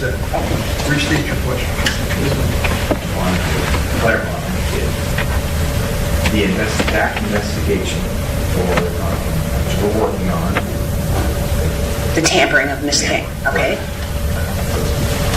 Part of the murder case, or was it separate? Well, it would have been a separate charge because Miss King isn't a suspect or being accused of the homicide case, but the evidence itself could have been admitted if she and Mr. Demons had been tampering, if that's how Ms. Bradley had decided to try her case. It depends on the circumstances. That's a strategic decision, and I wouldn't be able to answer that question if something came out of that deposition or of that statement that somehow was describing that Miss King and Mr. Demons had paid one of the witnesses or something.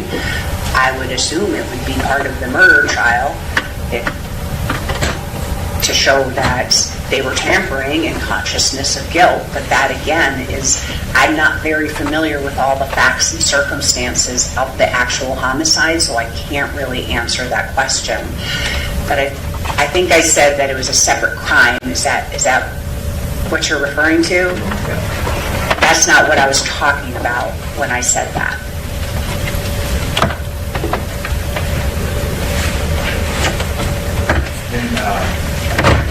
And I've been reading so much, but it's also unclear about you mentioned where told Mr. Trackman about the statement that Kevin already made to I spoke to Mr. Trackman at the time. I don't remember everything I told him. I told him about the deputy not being in the room and that I thought that was an issue. I apologized to him for how everything went down. I don't know if I told him what Moretti's statement was because I had reported that to administration and to Chris, but I wanted to make sure he understood where I stood on the service of the search warrant. But I did speak with him. And it was short there. Remember how long it must have been the same day, maybe the next day, but if this is back in October of 22. So I know that the first thing was to report it to my supervisors. The next thing was for me to report it to the attorney that I was working with that had his client's phone seized at the time. So that's correct. Excuse. Thank you. You may step down. You're excused. Thank you. All right, it's now 12 o'clock. We'll see everybody back at, let's say, 1:15. All right? Thank you. Have a nice one. May I be excused for the day, Your Honor? Thank you. Before this afternoon, as I told before, we would like to access. And it's important to consistent so everybody has to get 5 days notice for that first meeting. We'll talk about that during lunch. I understand that Bradley is available, and I don't know who else you have that's available, or whatever witnesses you want to call. All right? Thank you. We're recessed.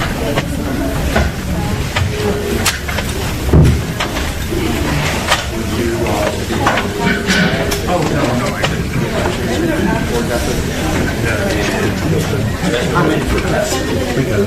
We got plenty early. Okay. So you don't have to get them going out. You don't have to get them going out. We got plenty. Okay, cool.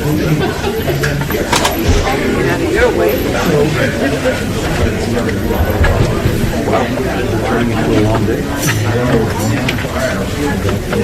and you guys anticipated that you'd be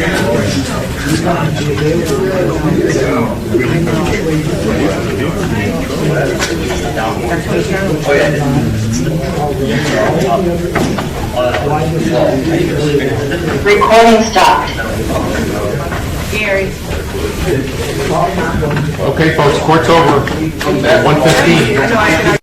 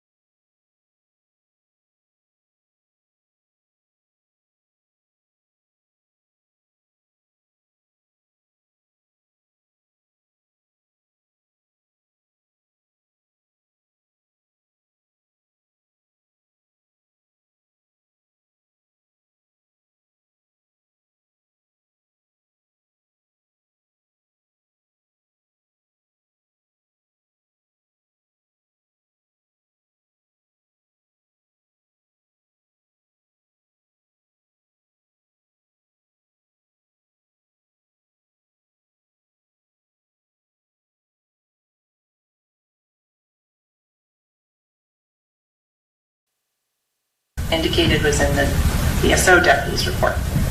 Excuse me? The only thing that mentioned any conversation between the two of them was in the BSO deputy's report. Now, did you ever reach out to Deputy Goro? I did not. He actually approached me for the first time last week. Okay. And what did he tell you? That the recollection and whatever he said at that time, that there was no request for anyone to lie or anything to that nature. But, okay, let's go back to it. So, Detective Moretti, you know that Ms. Boutros is never going to work with Detective Moretti again and call him slimy and untrustworthy. Correct. Sustain. Rephrase your question. When you find that out, you talk to Detective Moretti, correct? You just told us. I asked him to write a report. I did not speak anything about what Ms. Boutros said to me or anything of that nature. Okay. What's the next thing you do on this as far as his statement? In terms of after his report is issued, Well, as far as the incident that occurred in which Ms. Boutros is claiming that he was soliciting Deputy Goro to lie, what's the next thing that you do after, I guess it's 5 days later, 7 days later after this occurs? You talk to Moretti, what happens next? after I got his report, it made no indication about any request to lie or to have BSO say that they were there when they were not. I at some point reviewed parts of this statement. I had requested copies of, and from the Sheriff's Office to preserve any and all surveillance that existed to see on time frames as to anything that had happened. Did you talk to Ms. Boutros about it? No, the only conversation I had with her was on October 17th when she called me. She does not come into the office on a regular basis. It's my understanding she works remotely. Okay. So you never questioned Detective Moretti as far as what he actually said on that statement, or did you question him at some later date of that? At some later date, I couldn't tell you exactly when. Can you give us a rough estimate, Roy? I could not. Was it before or after the last trial? Before. And do you know who was around when the Internal Affairs investigation was over? Or was it before that? It was before that. Did you have any input in the Internal Affairs investigation? None at all. In fact, I only became aware of it when Mr.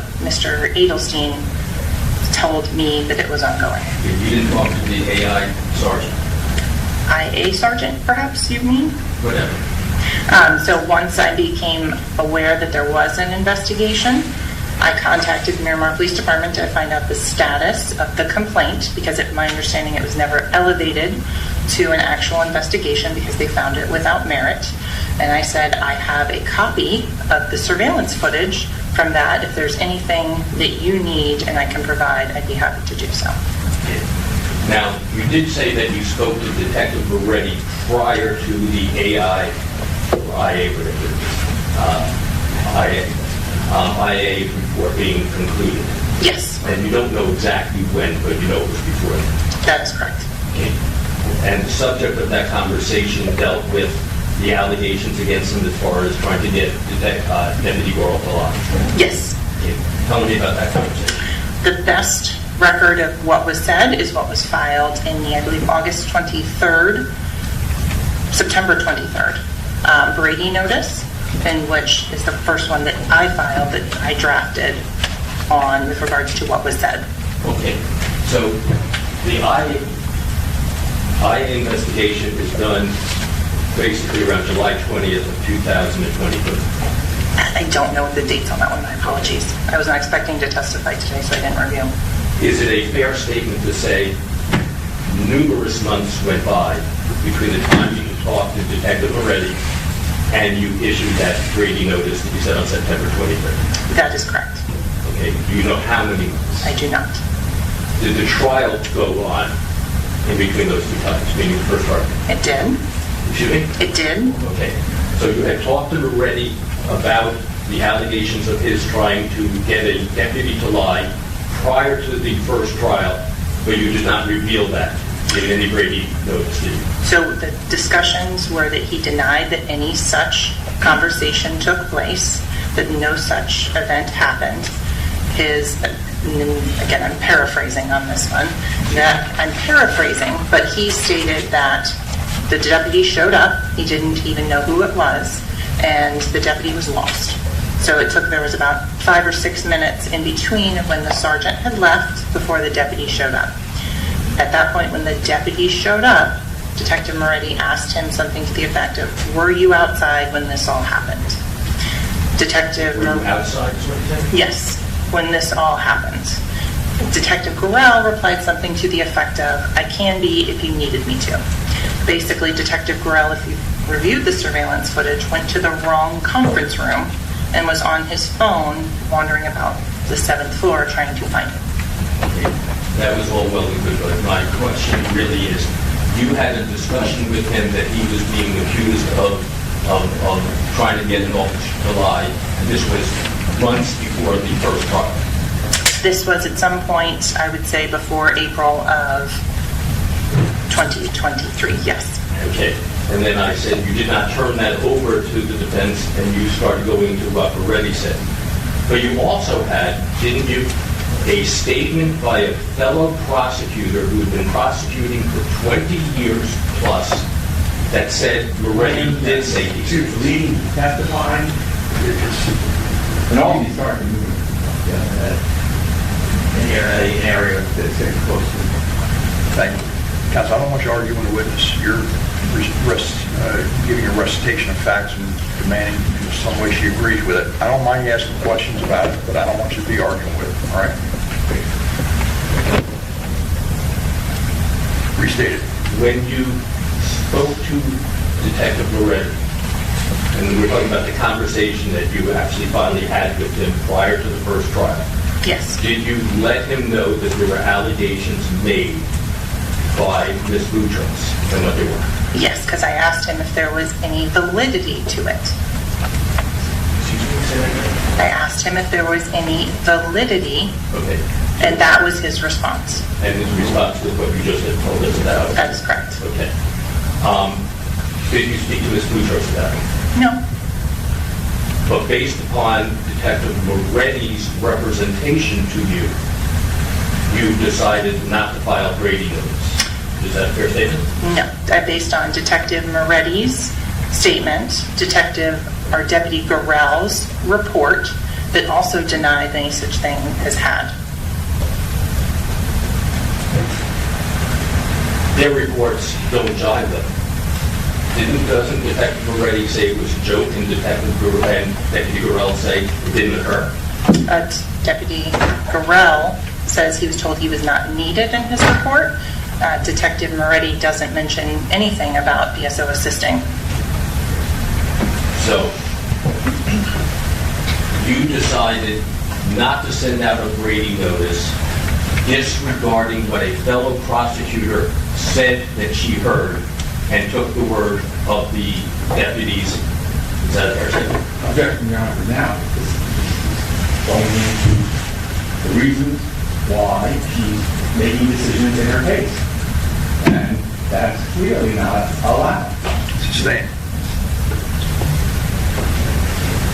It is a fact, though, that you did have a fellow prosecutor who did say this did occur, correct?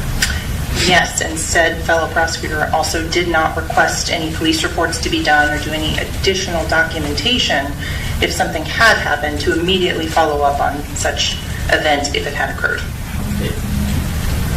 Did there come a time when you did issue the Brady notice? The first Brady notice that was filed in this case, I believe, was in February of 2023 with regards to Miss King being under investigation. Okay, and then let's get to the Brady notices that really deal with this issue here. There was one that you issued on the 23rd of September, correct? I'd have to look at it to know exactly which one you're speaking about. I'm going to show you what we put into evidence as Defense Exhibit 1. Thank you, sir. Yes, Okay, you recognize that? I do. What is it? This is the Brady notice that I drafted that is an accurate statement of what happened. Okay. Why was this sent out in September of 2023? What's the objection? Again, he's going into her opinion, her work product, and asking her why she did what she did related to the case. Thank you, sustained. You sent this out in September of 2023. In fact, September 23rd of 2023, correct? That's correct. Okay.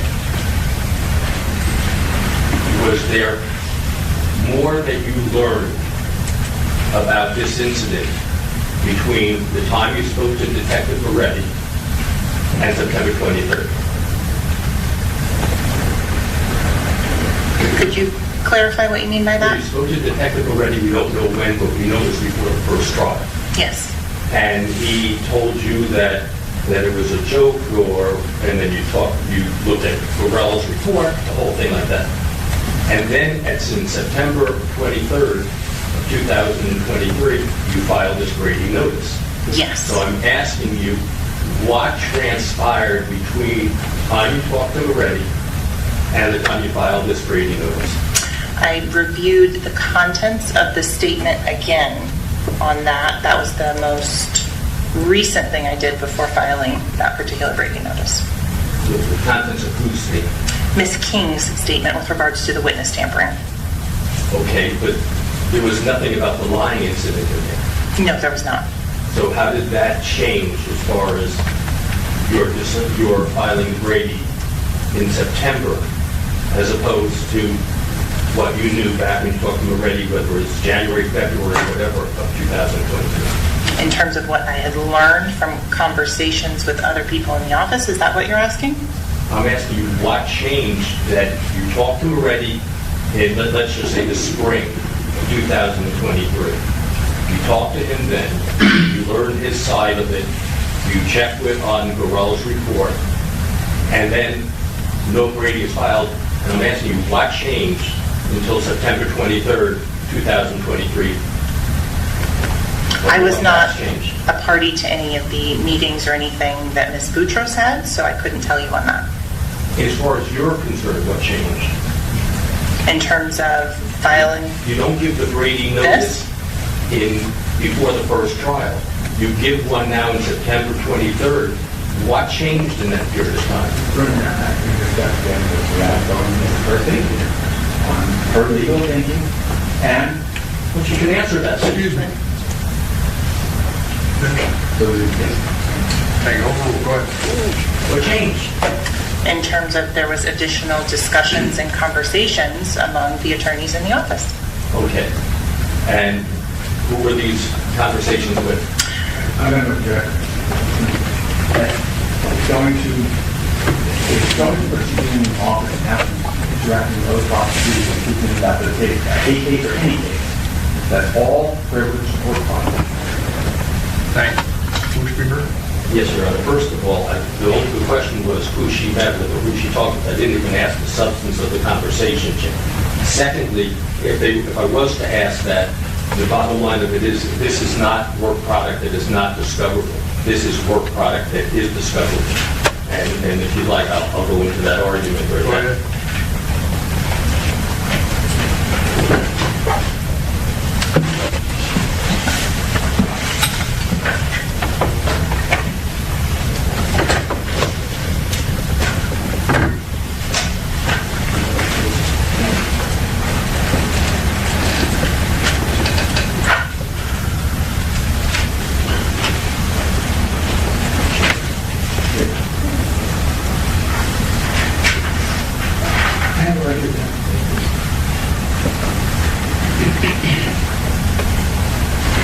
Your Honor, first of all, I'll cite to the court the case of State versus Raven. It's 495 Southern 2nd, 257, 1986. Sorry, one more time, 495 Southern 2nd. 495 Southern 2nd, 257, 1986. It's a third DCA case.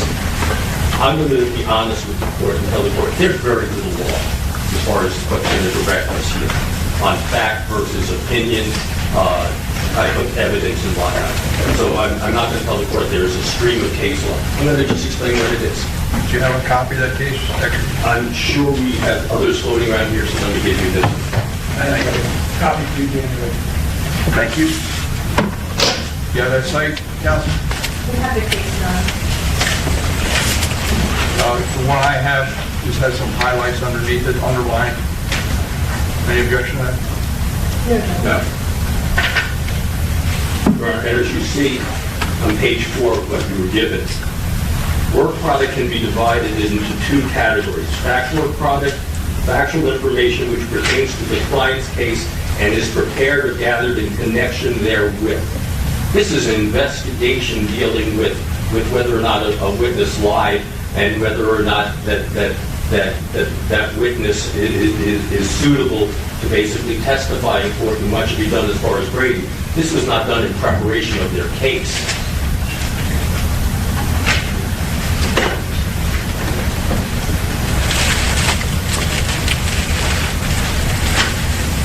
Thank you. Yes, sir? Well, Your Honor, I think that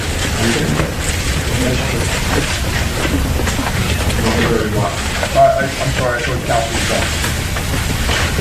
Fact work product is subject to upon the showing of need and undue hardship, while opinion work product is protected from disclosure. Again, this is not opinion. We're not asking for it.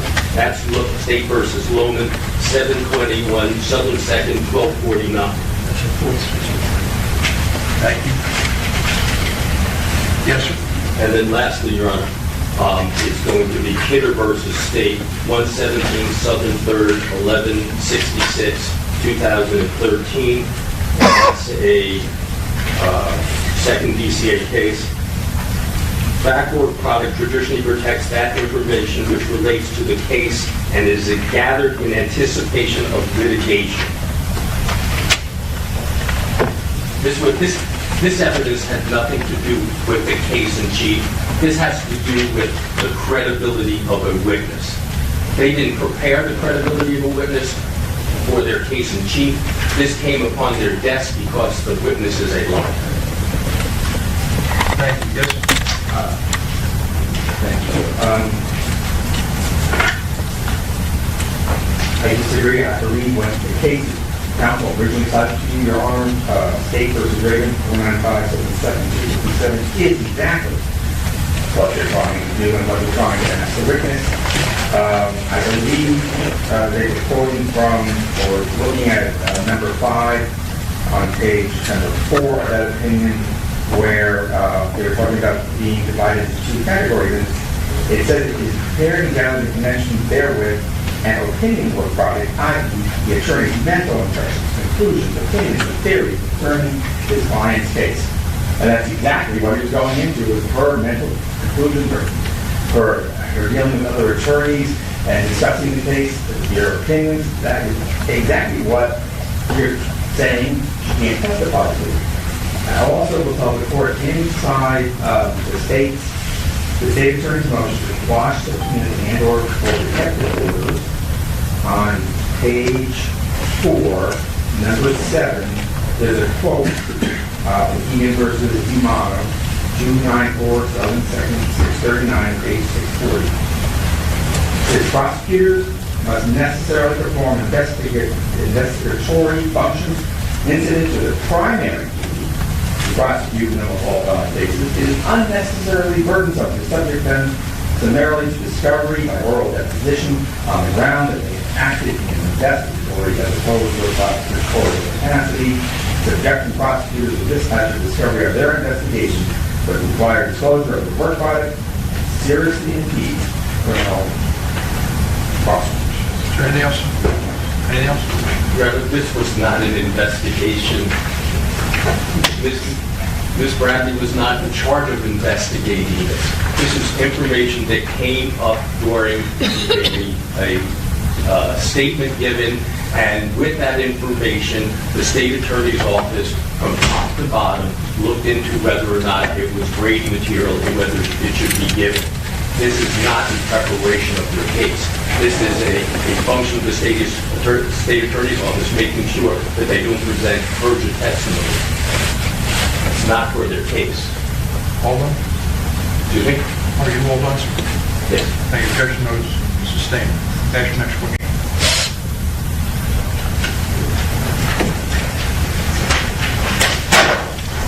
Ms. Bradley, how many meetings were you present at with administration meeting, either Ms. Falk or Mr. Pryor, where the subject of this Brady information came? I couldn't tell you. I was in trial continuously from about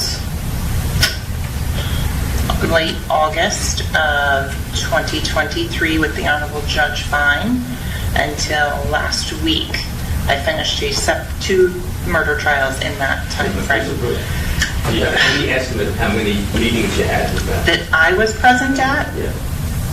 I would say 2, perhaps 3. I couldn't tell you exactly. And without going into the resolutions of it or anything like that, the subject was, though, whether this should be given out as Brady. In terms, Objection, Your Honor. Sustained. Okay.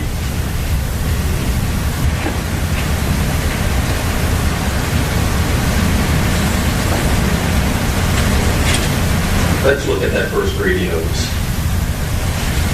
this. Okay. Are you sure that's the first one? I believe there was one that was There was filed one before prior. that, the first one dealing with... The complaint, yes.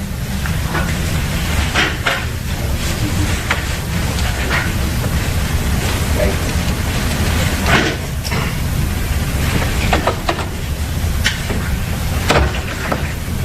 Okay, in this notice here it says, according to information from Ms. ASA Boutros, Deputy Gorrell, nor any other BSO deputy was present in the conference room when Ms. King's statement was taking place, when the search warrant was executed and the phone was seized by Detective Moretti. Yes. Did you find that to be true or not? Yes, that's a true statement. Okay. The undersigned spoke with Detective Moretti in regards to this incident, and Detective Moretti said he asked Deputy Gorrell if Deputy Gorrell was there when the phone was seized.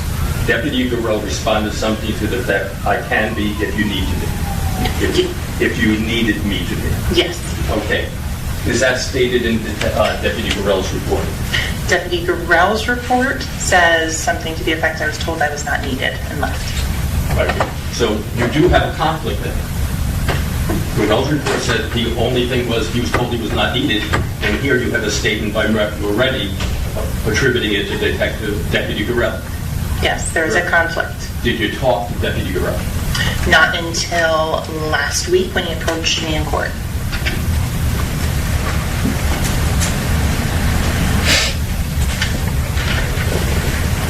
Now, you sent this out on the 25th, Yes, sir. and that was after you had received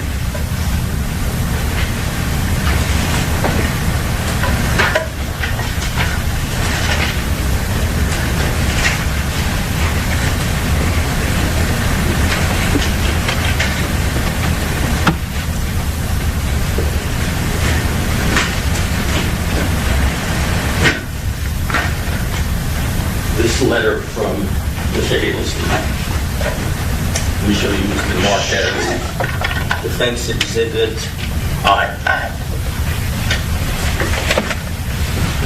Yes, this was received, I think, Friday evening. Yes. Is that an accurate copy of what you received?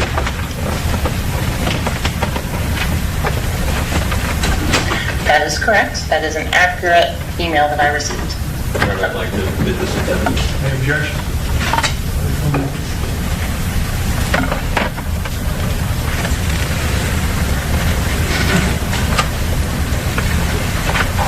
Any objection?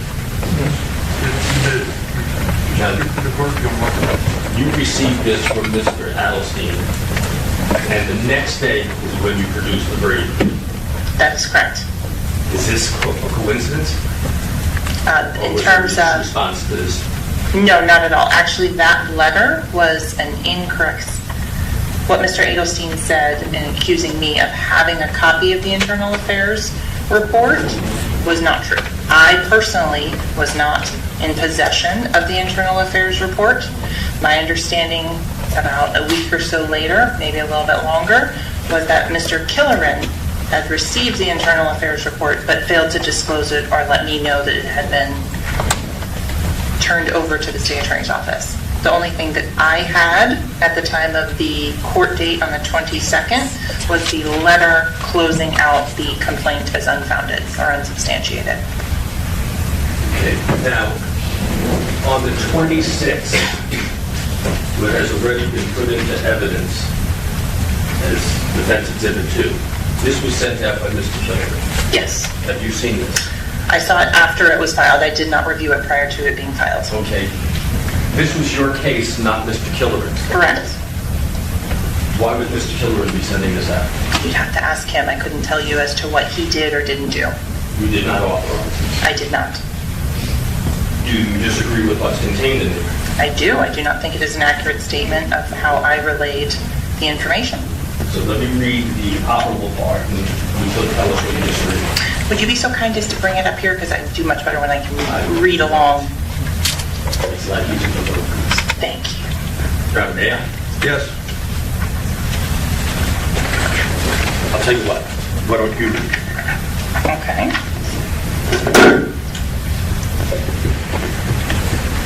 Read that line. Sure. As to the first paragraph. I was going to say, let's go down to where you start talking about this.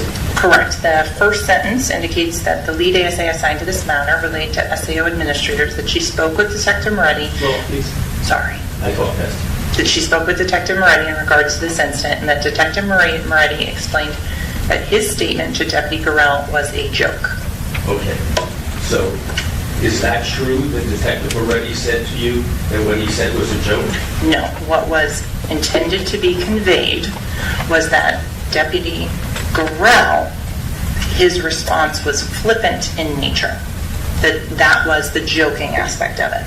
Okay, so if somebody from your office sends out a Brady notice in this case, not authorized by you, correct? That is correct. And in that Brady notice that I just showed you, you're saying that there are incorrect statements of fact in it. That is correct. And the incorrect statement is that you were not told by Moretti that he was joking. That is correct. The indication has always been, and if it was inartfully conveyed in some point, the indication has always been that Deputy Gorell responded in a very flippant manner when asked about showing up. Flippant manner to whom? To Detective Moretti. Does he say that in his court report, Gorell? I don't believe so. Okay. So the flippant manner came from Moretti, and somehow you communicated that Moretti said it was a joke. Is that what we're putting together? I did not say that Moretti said that he had made a joke in any way, shape, or form. So you've never made the statement that Moretti said he was joking? My statement was, at all times, and if it was ever not clear or misinterpreted by whoever was listening to it, was that Deputy Gorell made the statement that was of a flippant nature. Okay. So again, my statement that you never said that Moretti said it was a joke, that is a true statement. You've never said that. That's me. You can answer the question. That is correct. Then on the 28th, you filed another Brady motion. Notice, and that's Defense Exhibit. Oh, I can't read it.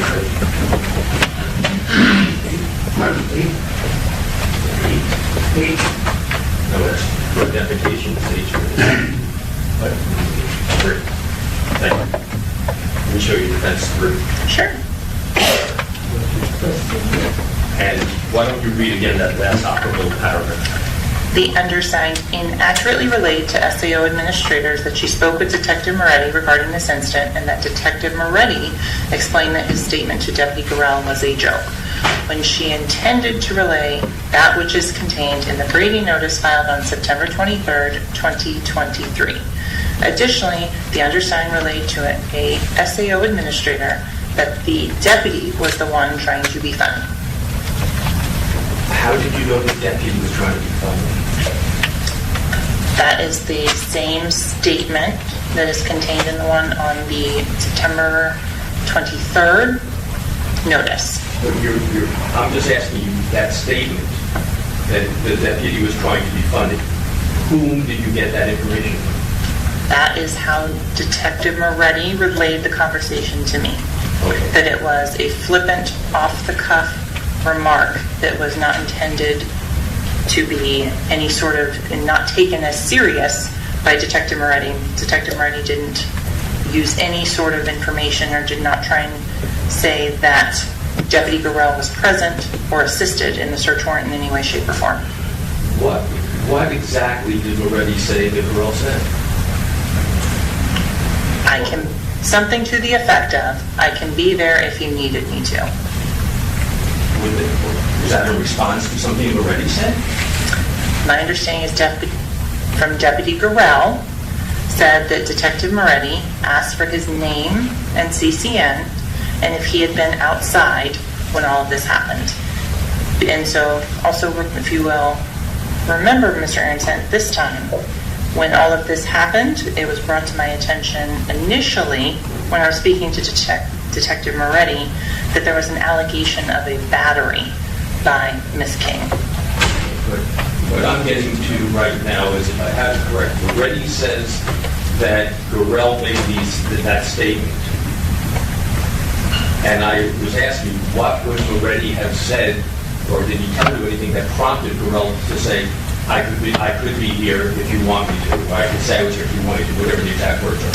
What did Moretti tell you he said that prompted him? Detective Moretti, I don't have an exact recollection of anything that he asked or said on that, because my question to him was, what did you say? Did you ask Deputy Gorell or any DSO deputy to say they were there during the warrant?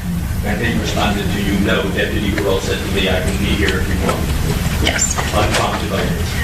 Deputy Gorell's version was that Detective Moretti asked, were you the one that was outside, or something to that effect? I was not present. Can't tell you exactly what happened. But Moretti denies that, though, doesn't he? I haven't talked to him about it since then. So you're not sure whether Moretti disagrees with Gorell. You know that Gorell doesn't agree with the fact that he doesn't put in this report anything about this, and has never said that, in fact, he made these statements. And then you have a prosecutor who says it did happen. So that's the information you had in front of you, correct? Not even a meeting comment. It doesn't help out. It's a thing. I don't like arguing counsel respectively, but I think these things are already established. Now, let me ask you some other questions. Sure. At the trial, well, first of all, as far as Detective Moretti goes, he is the affiant on almost every search warrant in this case. Quite a number of them, yes. Okay. His credibility is an issue. Of course. Because he's the affiant. Okay. And you never let the defense know about this possible credibility issue before any of those motions would have been argued. Relevance, and also now going into, again, her thinking in shock and what she did in the case. Hasn't it already been established? I'm asking, hasn't it already been established? Probably right. What did we know that Detective Moretti had a lot to do with the search warrant? He's on the affidavits of the children, correct? Yes, almost. He executed it, correct? A lot of them. At most of them, he received the evidence from whether it was Facebook or whatever social media, he received that evidence. Correct. He was the one that had to ferret out what was relevant, correct? In terms of that would have been something that I would have done as well as the prosecutor on the case. Okay. What else did he testify to at trial? What other subjects?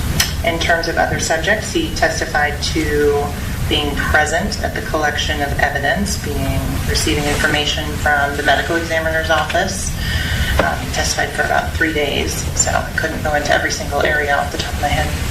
Okay, but his credibility as to all the things he testified to certainly would be an issue, correct? And it was attacked vigorously by prior counsel.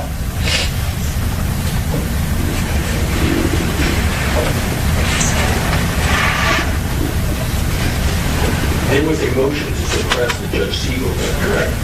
A couple of them, I believe, about 3.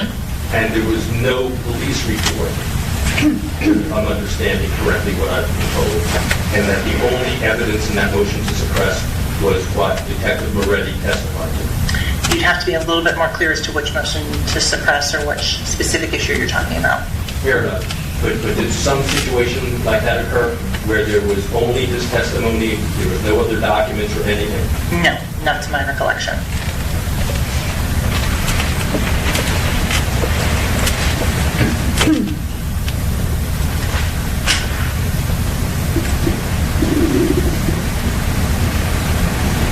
Were you ever told that if you filed the September 28th Brady notice that your license to practice would be revoked? No.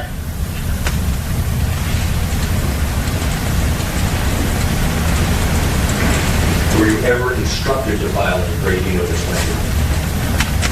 Yes, Did you comply with it? I did. That is not why Mr. Killoran ended up sending out one, that you did not comply? I don't know why Mr. Killoran sent out what he did. I couldn't tell you. He did not consult with me.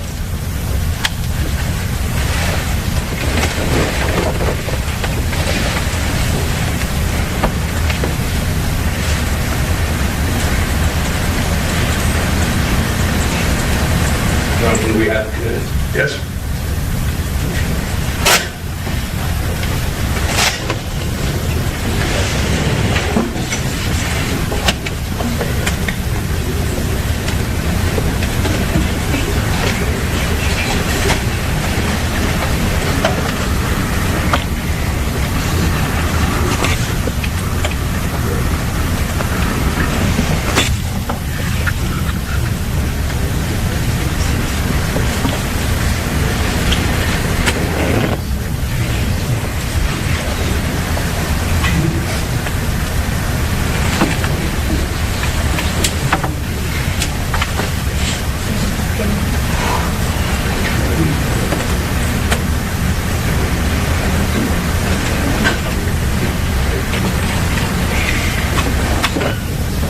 Thank you, Your Honor.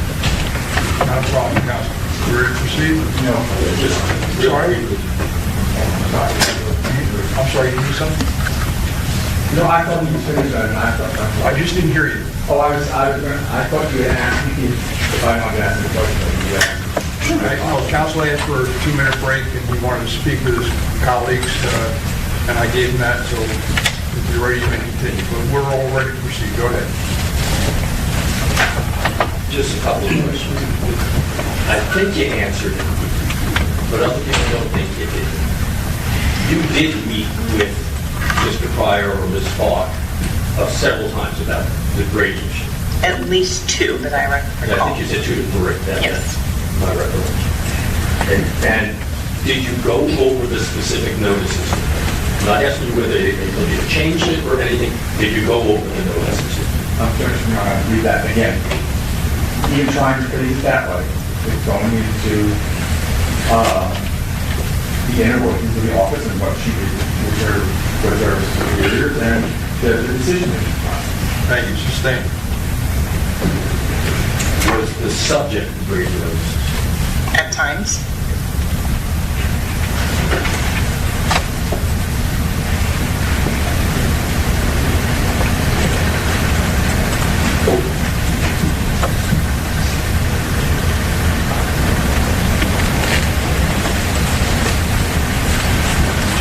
Without going into what Moretti said, did you explain to Mr. Pryor, Ms. Falk, and Mr. Killoran what was said by Detective Moretti? Like I said, I don't want you to go into what it was. Did you just explain it to them? Just as I stated on the September 23rd Brady list, that was how it was explained. Thank you. Well done, counsel. Yes, sir. You have any questions? No. Thank you. You may step down. I'm recording next week. call the same people that I don't have here, Your Honor. All right, so we'll make a short call. Yes, sir. I just wanted to explain some case law that maybe Your Honor isn't familiar with about what work product is and what fact work product is. And the threshold that we must argue to have Your Honor persuade Your Honor that information should come in. And we just haven't gotten there. I know that Your Honor made a ruling, but I'd like to have Your Honor maybe listen to a little legal argument about it. Go ahead, but go ahead. So,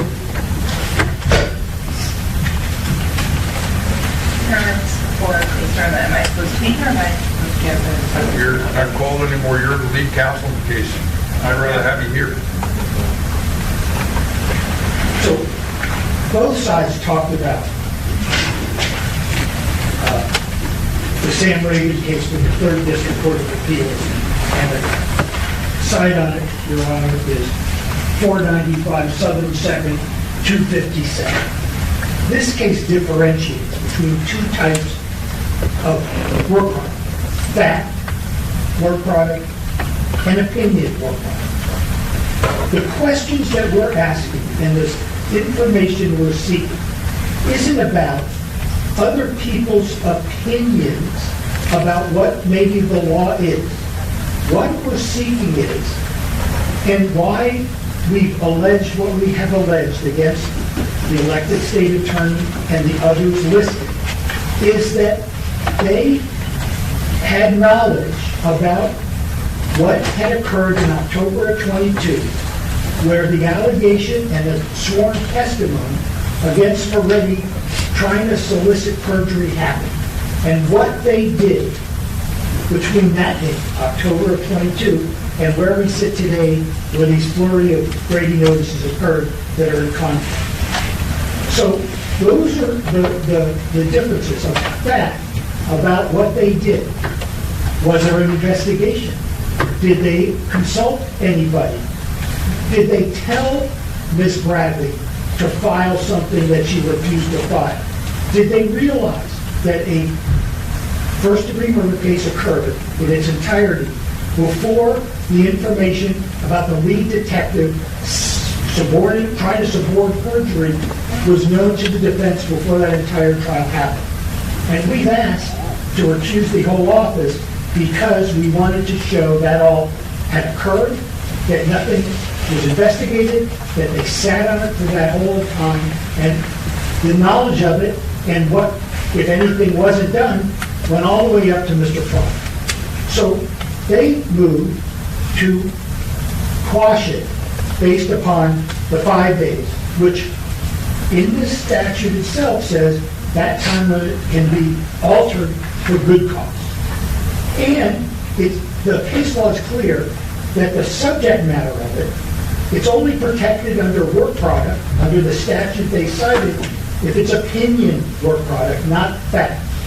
The facts we want to allege is who knew what when, whether anything was done about it, not the reasons why, not the opinions of law, but the facts of who knew what when, and what happened that we're sitting here a couple days before trial without the benefit of knowing all that, and whose fault it was that we're sitting here 2 days before trial, years after this happened, without knowing it. So the case law says that fact work product is admissible and subject to discovery upon a showing of need. And whereas opinion testimony is absolutely or nearly impossible to be, and is privileged. So this is a black letter law from the 3rd DCA under the Reagan case. This is fact evidence that we're asking for. When the state jumps up and says it's opinion, that's not what we're asking for. We're asking for who knew what when and how, why an investigation was never done of Moretti. If a seasoned prosecutor with 20 years experience testifies that she heard this man say it, and then the case is just given back to the particular prosecutor on this first-degree murder case seeking death penalty against Mr. Demons. And then she says, well, I looked at the statement and I didn't know about this and I didn't do anything about it. We want to show that nobody did anything about it, and that if she compartmentalizes it into saying, oh, I only knew this little bit, so it wasn't my responsibility, and ASA Bucho said on the very day or 2 days later, we had meetings about this with Mr. Pryor, with Ms. Falk, with Mr. Keller, who was notified the same day. Why wasn't there any investigation? And I submit to you the reason is because they didn't want to upset a first-degree murder case that went on in its entirety without this ever coming up. Without, they just did an emergency investigation on allegations of Mr. Demons and him doing something improper with witnesses, witness tampering. Well, they sat for a year and never even bothered to see whether or not one of their own prosecutors' sworn testimony that the lead detective tried to suborn perjury was thrown under the rug and never investigated. So we want to know that. And the way the state is trying to argue why we shouldn't have that is technical procedural stuff under the rule, which is, oh, you need 5 days. Oh, this is work product. It's not work product. And the 5 days can be waived. And we're 3 days before a jury trial where Mr. Demons has a right to the speedy trial after the mistrial. He never demanded speedy trial. It's a law. There has to be a speedy trial after a mistrial. And all this stuff was brought to our attention less than 10 days ago and up to today. And we're just learning, and you're hearing testimony on the right now, the eve of trial as to some of this, and we're getting blocked from the rest of it. And I would ask Your Honor to look at the rules and show that justice requires, and there is good cause to have, Mr. Pryor and Mr. Kellerman and Ms. Falk come in here and say, what did she say to them?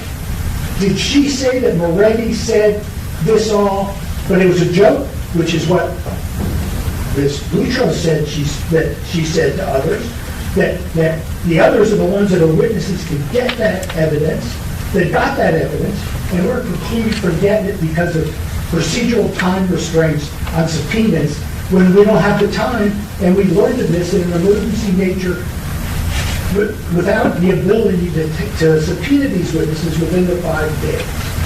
So that's where we are right now. Your Honor, in order to be able to make a determination of whether both Ms. Ms. Bradley and the rest of the state attorneys should be disqualified or recused is partly based on what Mr. Pryor, Mr. Kellerman, and Ms. Falk has to say, so we know whether or not they didn't do anything about this, how that could occur for 11 months in a first-degree murder case where there's such an allegation against the lead detective when they're standing behind mere days of procedure and the wrong interpretation of work product.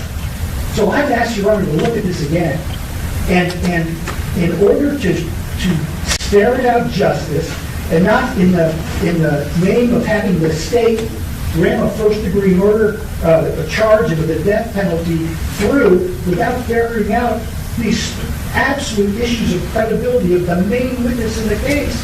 It's not fair. And so I'm asking you to relook at this. State Speaker. Yes, sir. Going back briefly and then discuss consulting and opining. That is a part of opinion for a product. And it's very difficult to separate out. He wants to say, well, the fact is what did she tell us? They're in there, they're talking, and they're looking over the entire thing, going over their mental impressions of what happened, trying to make decisions. All of this then filters back to Brady, and whether or not he is reasonable. But we're not there yet, I assume, because it's not on the docket today. The problem is, and I know I sound repetitious, when this court looks at the motion that they have made to refuse my office, as it stands right now, this court will have no choice but to deny it. They need to amend their motion. And we're sitting here today arguing all of this on a motion that is completely and utterly legally insufficient. So I don't see any benefit in going further into the office's, into what inner workings of the office and opinion and what work product, what any of the privileges, when they don't even stand on a proper motion. They don't stand, then they form some prejudice statement. So, must. So, Thank you. Anything else, Counsel? Thank you. You have any other witnesses? Only the ones we can't call. Talking about Mr. Pryor and Ms. Falk and Ms. Hillary. Thank you. Counsel, so you know, nobody asked me to set this case down for hearing today. I know the trial's coming up. We're supposed to go on Monday. I set it down for hearing because I was concerned about it because I thought this was something that was very important, needed to get resolved. So I set it down for hearing. Nobody said, you know, time isn't good, i.e. we need more time to do X, Y, or Z or get subpoenas out, anything like that. I specifically asked Bradley to be here because she's the lead attorney. I looked to her as to these grading notices because it's her obligation to disclose these things. I specifically wanted to hear from her. She's the lead attorney, so I had her here. But in any event, regarding the state's objection to the things regarding Mr. Pryor, that objection is sustained, and to Mr. Killeran and to Ms. Falk. So I don't know where we're at now. There's no other witnesses for the purpose of this hearing. If you want to, I understand your argument. If you have something you want to argue in addition to what you mentioned and indicated before about disqualifying Ms. Bradley and/or the Office of the State Attorney, I'd like to hear it. So if there's anything else you want to say or share with me about the motion, I'd like to hear it. Well, first of all, Your Honor, the state filed their motion to quash, and they asked for a hearing as soon as possible. We assumed that we were going to be in front of you yesterday, and if that had occurred because they asked for an immediate hearing on it, we would have then been able to say to you, Your Honor, this is the situation we're in. Can you help us out and allow us to get a subpoena within a day? But that did not occur. It did not occur, and that is my fault, my office's fault. Evidently, there was an email that was sent to my secretary, Ms. Ingrid, and she showed me a response. Did not see that in the email. Didn't show me the email, but didn't bring it to my attention that there was a request in there for hearing. I didn't realize that or didn't see it. Wasn't advised of that. My understanding was there was no phone call regarding hearing.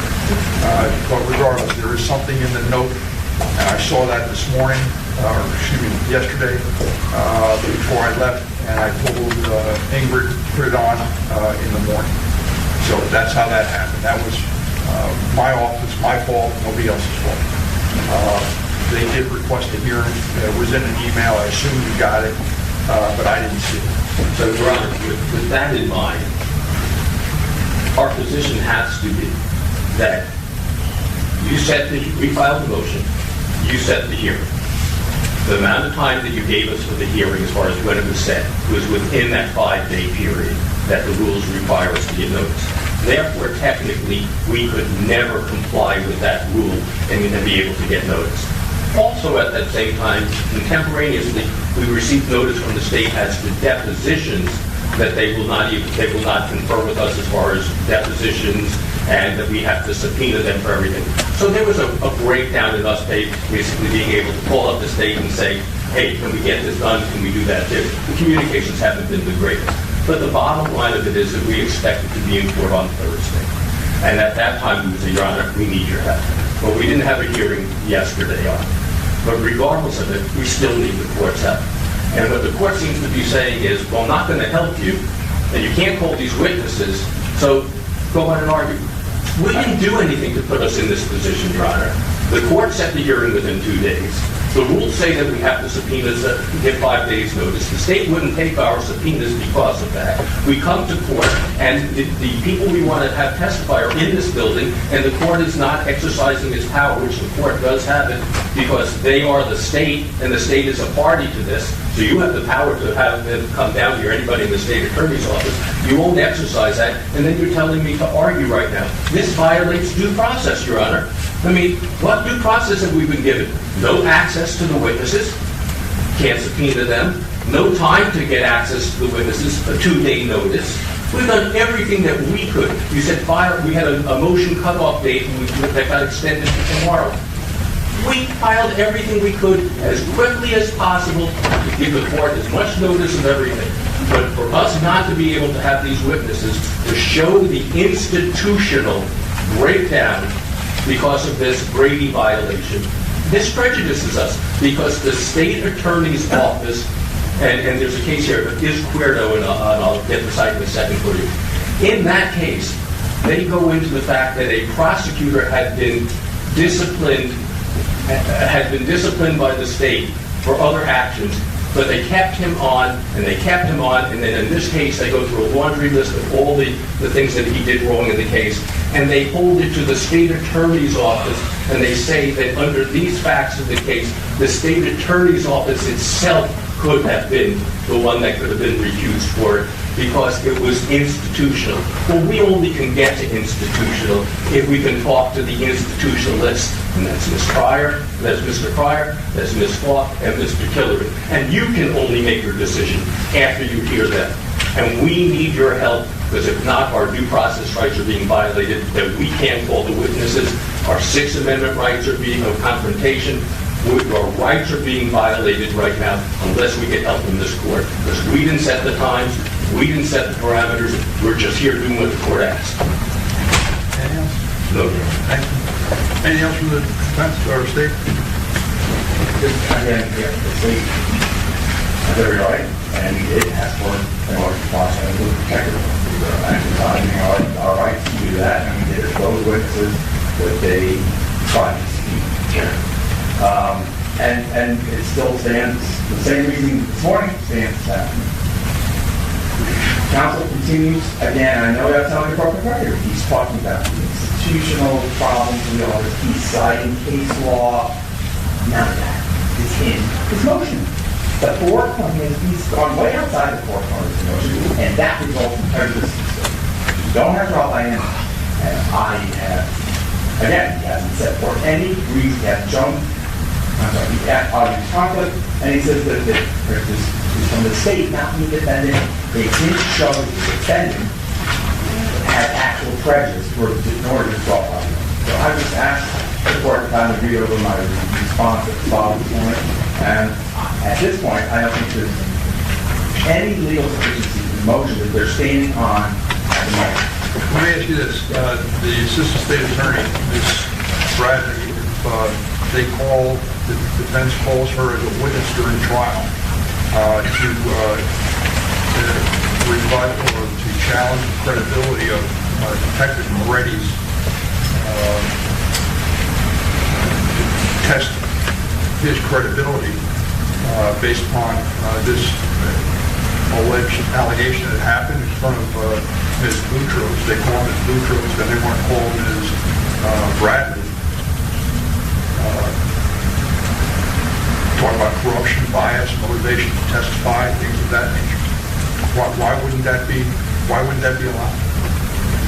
Why wouldn't they be able to cross-examine or put Mr. Moretti's Detective Moretti's credibility in question by something that happened previously, i.e. on this November or October 2022 meeting, the allegation where it said that by Ms. Boutros that the witness basically was telling him, I'll do it if you need to, I'll be there if you need me there, or something to that effect. Whatever the language is, goes directly to his credibility. Whether it's true or not, I don't know, but why couldn't they bring that up to attack his credibility? At that point, first of all, as I told the court earlier, when, if the trial goes and they fall in the state is not objecting to any of that, we agree to it, right? Well, how is she ever going to be able to try the case if she is a witness in the case? Well, if you have this testimony is out there, right, and then you call the detective to stand, you obviously can cross in or try, this is all theoretical. It is theoretical, but that's what I'm concerned with is what happens if you have a situation where Detective Moretti's credibility is attacked by this incident that Ms. Boutros testified about today, and she is called as a witness. My understanding from, you may not have seen it, and I thought we talked about it this morning, but my understanding is, and one of the things that concerned me was defense counsel put down Ms. Bradley as a defense witness for this issue. So if that's the case, and they intend her to call, and there's issues about it because you have two different Brady notices that Ms. Bradley signed, all right, that there's some inherent conflict in that, why wouldn't they be able to discuss that in front of the jury with Detective Moretti? And if that's the case, and they're telling you that they're going to call her as a witness to do exactly that, why should she be on the case? At this point, well, you don't even know, you have no testimony from the detective. I agree with that. I totally agree with that. I don't know what the detective's going to say. At this point, it's completely speculative as to what would happen, and I don't know if that is going to, if they, listen, that could happen in any case. They could call a prosecutor to stand. They wanted to try to do it in Colorado, and it didn't, at the end, they decided not to. But it is, the case law says that you can call prosecutors to the stand, not necessarily. You can call them to the stand, and it doesn't require refusal. So, I think at this point there's not enough information to be able to give you a solid answer on that, but certainly the case law says, well, just because you call a prosecutor to the stand, or more than one prosecutor to the stand, that doesn't result in automatic disqualification. We have bar rules that basically says attorneys can't be both advocates and witnesses. They're in bar rules, and if the better practice is for somebody to be reassigned and get out of the case if they're going to be a witness in the case. That's nothing new. It's been around for years. And we have something where, in this case, defense counsel has listed Ms. Bradley as a witness. And whether or not she's ever going to testify in the case, I don't know. But, they've listed her as a witness. And there's an issue regarding multiple Brady notices that went out. So if she is called as a witness, how is she going to argue, for someone's credibility and basically to dispute or say that whatever Ms. Boutros says, if Ms. Boutros is called, is not credible, and Mr. Moretti is, Detective Moretti is credible, or something along those lines. I just see that as being an issue. I don't know how to resolve it. Well, at this point, I respond to it's collateral or extrinsic evidence. There's always a question of disability. How's that collateral? It goes through his credibility, Detective Moretti's credibility. That's not extrinsic. You're looking to determine whether or not it's admissible. A lot of times under the rules, there's only certain things you can cross-examine and impeach on. There's other things you can't. And in this particular case, there's no, right now, there's no crime. So whether or not those things are going to be admissible or allowed is one thing. We haven't even gotten to the point where is there Brady? We didn't get to that point. And add to that, again, okay, I understand, I get it, I get the court. What do you mean we didn't get to Brady yet? Pardon? What do you mean we didn't get to Brady yet? There's no determination by the court as to whether or not that one statement, which remains the same in all three of the last three that are filed, the three notices, is what Detective Moretti allegedly said to the deputy. It's the same. Every single one is the first one. No one, I don't believe you put the first one into evidence before the trial. That was back on August 30th. Then there's three after. And it's the same statement. That's the Brady. And is it material? Does it meet all the three problems of Brady? That has to be decided, because if it's Brady, one has to make a decision what it's going to do, but they haven't been going to dismiss. If it's not Brady, The problem then becomes, that's why all of this is a problem, because it's not ready, that's for the state to decide, right? The state always, people don't like it, that's what the Supreme Court has said, the state is not ready. And if it turns out at the end it's not ready, then the state would have no obligation, at least under the rules of awarding rates, to have turned it over. So, that's why today I just felt we were going sort of in reverse. The department in front of the horse. We were sort of going toward the Brady issue instead of looking at just their motion to disqualify.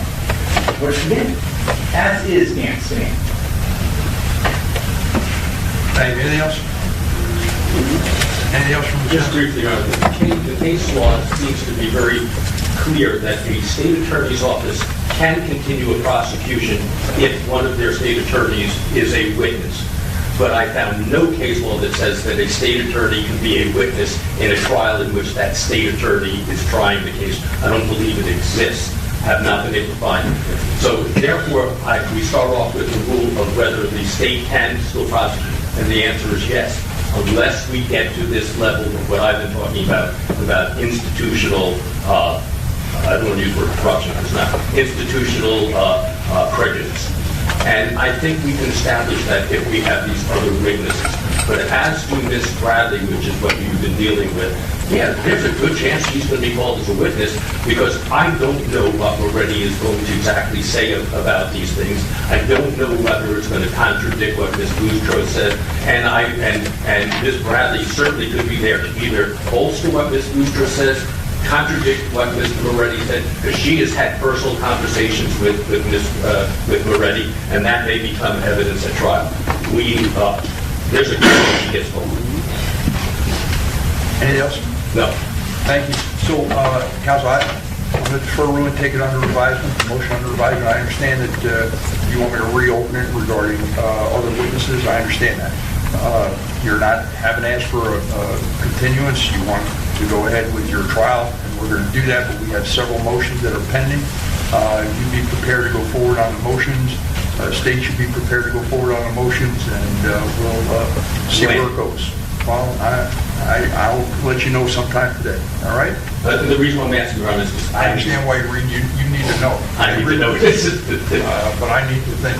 No, I understand. But I need to get notices out to them because they're not going to accept anything that's not within 5 days. So I got. Aren't all the whoever you need for the motions to suppress? Aren't they all under state subpoena? Would they be available? Well, those are the motions to suppress. They may be. We're not talking about those other motions we have. What other motions you have? We have the motion on to dismiss for prosecutorial misconduct. I don't have them all in front of me. We have several motions in limine, and then we have the motions to suppress evidence. Understood. I have a list of them. So, you talk it over with counsel, you tell me which ones that there's some agreement as to what you want to have first, who the witnesses are that you need, their availability. And what my understanding is, because the case is set for trial, I would have thought most of the witnesses are available. I could be wrong on that, but that's what I was. Well, they're being available and being made available to us are two different things. There are no subpoenas out from the state for next week. This is pre-qualifying for the notification that any witnesses should be available. I need an opportunity to be able to get whatever witnesses are needed for these various motions. I think we're at 24, and I think now 27 that have been filed by defense. The state has a couple of other motions that I'm trying to get filed. However, I was called to court and unable to do so. That also needs to be heard. So there's definitely some time that we need to do on that. We have until October, my time frame, 21st to begin jury selection and to start that process. My suggestion would be that we set aside time for motions to begin next week and try and get those handled because it is inappropriate to try and pick a jury when we don't know what the issues or what the evidence of the case will be. That's what I thought a week, 10 days ago, but you all told me that we wanted to start with the jury, pick a jury, and go on Fridays. That's what I was told. That's what defense said. The state suggested that we should do the motions first on that. All right, regardless, you talk it over and see what you can resolve and which ones you want to have first. I'm gathering that you want to have the motion to dismiss her first. Yes. All right, any objection to that? Judge, I believe we have a date for the motion to discuss. It would just be the other motion. Excuse me, I'm asking you to state if you have any objection to that. No, the motion to dismiss is currently set for October 20th, Your Honor. That's not good enough. Yeah, you've got plenty of time to discuss it. We need to move it up. This needs to get expedited. Can we take a 2-minute recess? Sure, we'll be in recess for 10 minutes. Thank you. Mr. Demons, can you go downstairs? You rest the break? Thank you. One recess.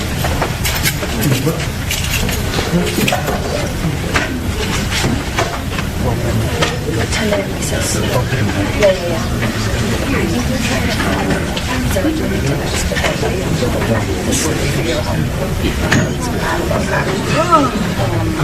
So I think, I don't know, whenever your recess is, we can to let them in some suggestions. But they said 10 minutes.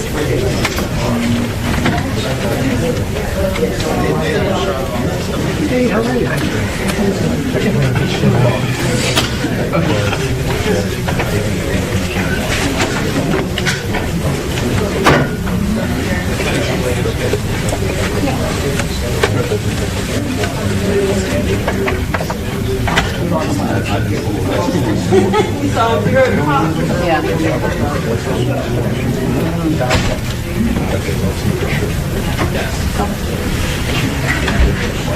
Oh, I heard it. The thing he was trying to get her was like, what happened in September? You decided to do it in September. Step in it.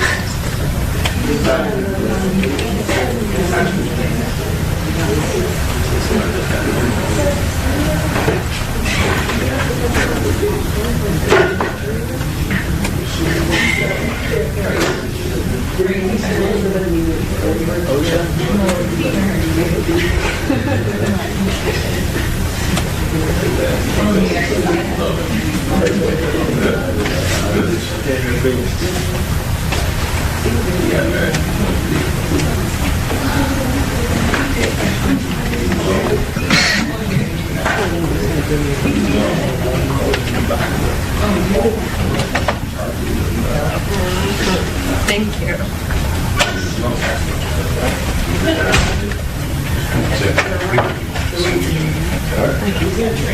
I never say whether I agree or not. You never agree with it. Ever. Ever.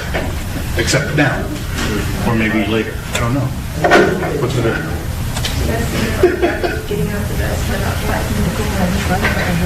Hang on, I gotta take care of this today. It's all over the place. I'm a big fan. I need a little bit more light for you. We've known each other for 4 years. Did you see my baby? Is it yours? It's mine. She's mine. Never hated Christopher at all.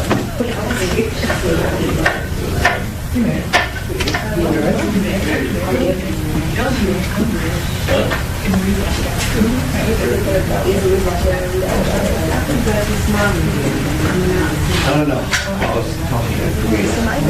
The judge says she's fine. I can't give her back. He said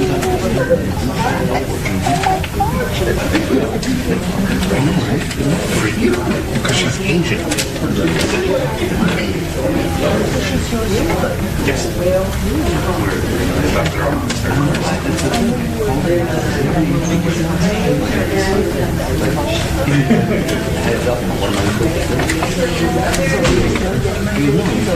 Yeah, in fact, today he's right here. We're going to be at another one from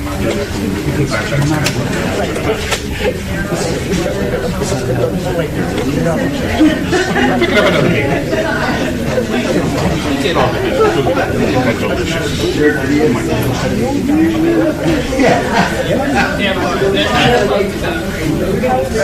Oh, I'm sorry. 11 months.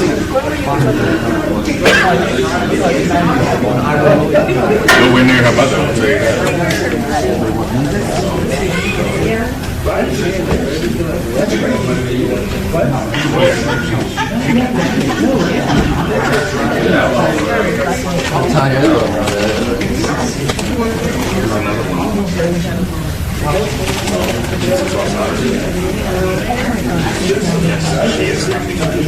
She's not walking, she's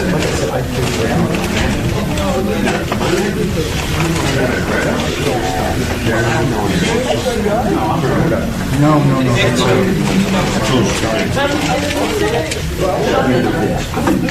Want a minute? Need a minute? no, that is,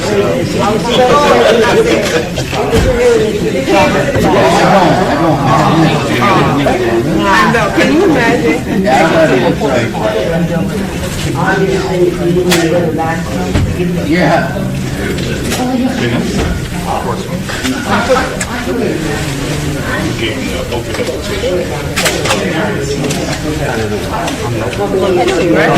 I thought I know it was just me.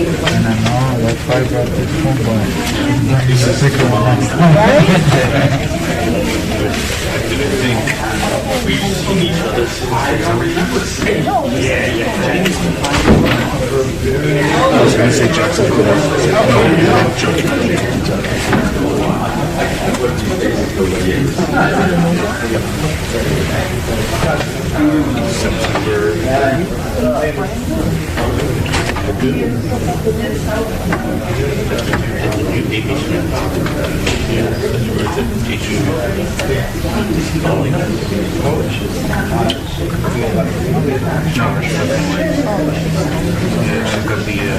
He's got the, that's his pre-melon. The post-melon? Yes, the post-melon, and this is the pre-melon.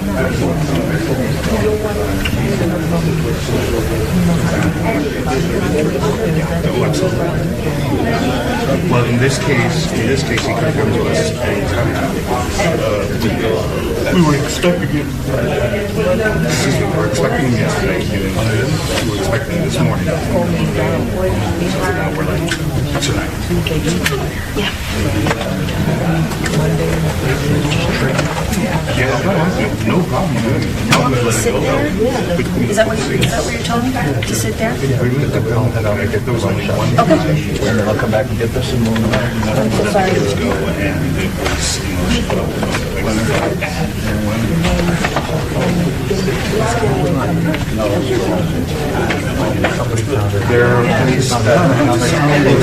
They gave it to me. They said that when they came and dropped it over by the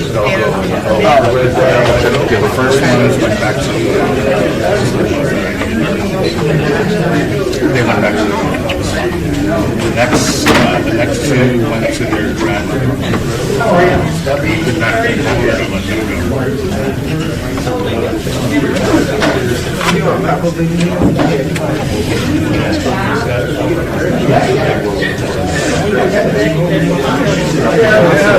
I assure you did not throw sharp objects at your mom's feet because you knew she was in a surgery and you wanted to do damage. So let's not pretend.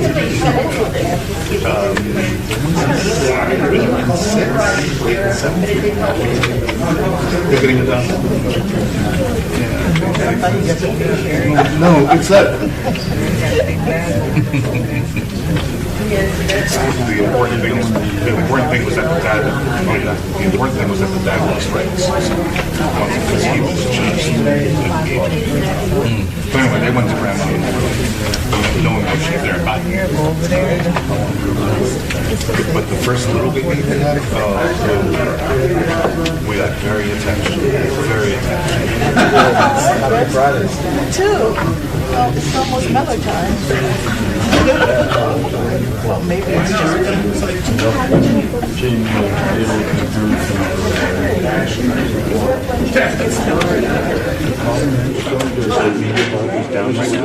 I can't search his name. The only way we do it is search by date, and I don't have a date that he was in.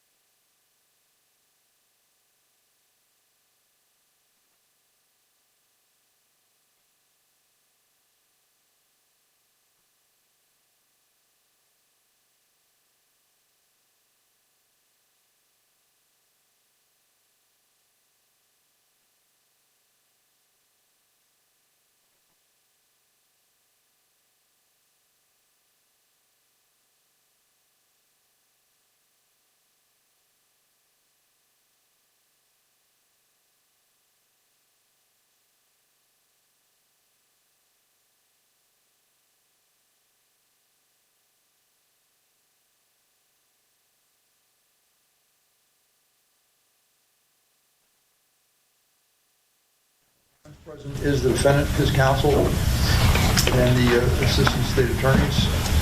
So, counsel, do you have discussions about the next hearing? Dan? Your Honor, we have not had discussions with the state about the next hearing. I thought we were talking about. We were talking amongst ourselves, and what we would suggest we didn't talk to the state. Yeah, we left the board of state regards to see what their client when they're on the scene there.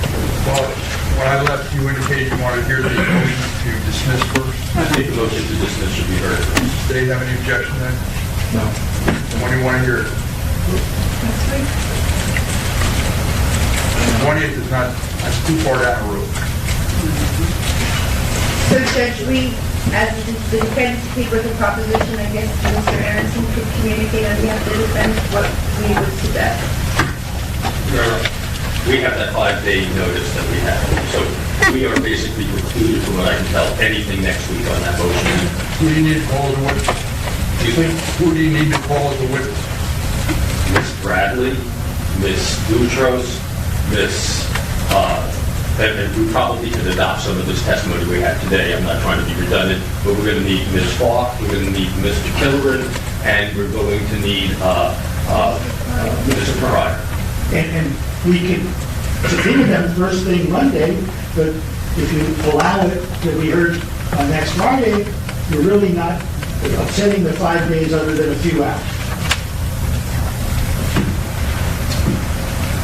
May I suggest something that the state tell us when they're available sometime next week, and we'll work around their schedule. I know they're very busy individuals, and if they could just inform us when they're available, we would do that motion. Well, I think before we get to that motion, we're going to have to go and revisit the motions to quash and for protective order. Well, then we're going in a circle. That's just my assessment. So you're trying to remedy this argument by the state that we didn't give them adequate. Counsel, I guess the concern I always had is that the time frame is one thing. The other issue is how you get around, how you are able to call Mr. Pryor, I guess, as a witness. I have my own concerns as to how you do that. He's the elected state attorney.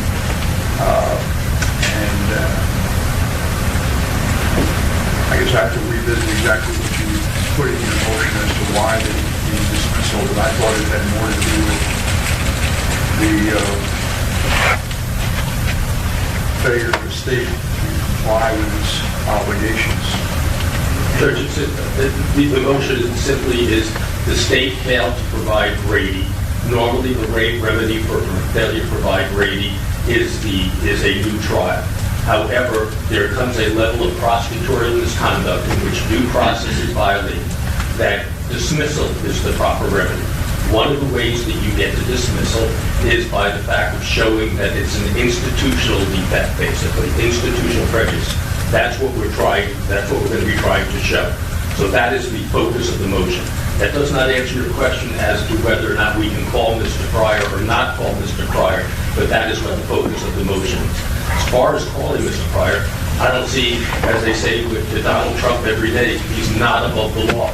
Mr. Pryor is not above the law. He has germane testimony and evidence and information that pertains to the operation of the state attorney's office as it relates to this Brady motion, as it relates to the Brady evidence that was not given out timely for the first trial and that we've just received. He has information as to what he has told his underlings or the people that work for him and whether that was followed. If it wasn't followed and he allowed it to go by, that also can be looked at as institutional. So we have the right to find out what he did, who he said what to, all the circumstances. And it's not really our right, Your Honor. It's your right also.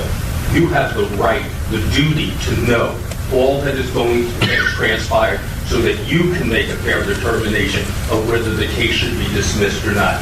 And the only way you will know all that is by us calling these witnesses. If I could just interject one thing, Jeff. Ms. Bradley testified that she had meetings with Mr. Pryor.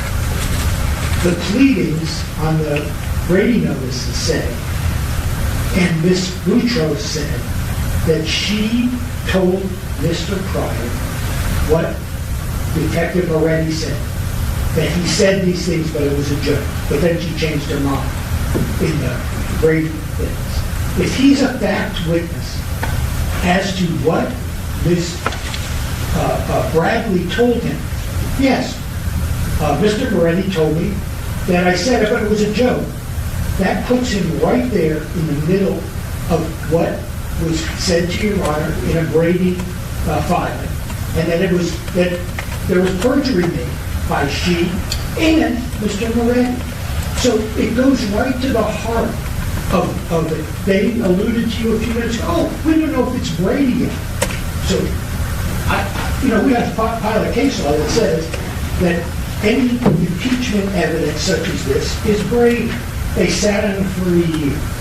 In that year, if Ms. Bradley said to Mr. Pryor, here's what Moretti said, and Mr. Pryor didn't do anything about it when he was notified back in October of 22, I believe that this is one of those rare instances where the elected state attorney is a witness. And that's why we wanted to call him. That's why we still want to call him. That's why we think his evidence, because we believe that's what he's going to say, goes right to the heart of our motion to dismiss. Your Honor, there are three cases I can't find the third one, but one is Hearst, and the other one is Loman versus State. And the only reason I'm bringing them out for is in these cases, various state attorneys testified in hearings such as these. So, in fact, here in the Hearst case, 18 Southern 3rd, 975, 2009, the prosecutor, David Ritter, testified at the evidentiary hearing that he never talked to Anthony Williams about his cases and that he never made any promise to him ending the case. I bring that out only to show that the prosecutor testified in these types of hearings. In Kittman versus State,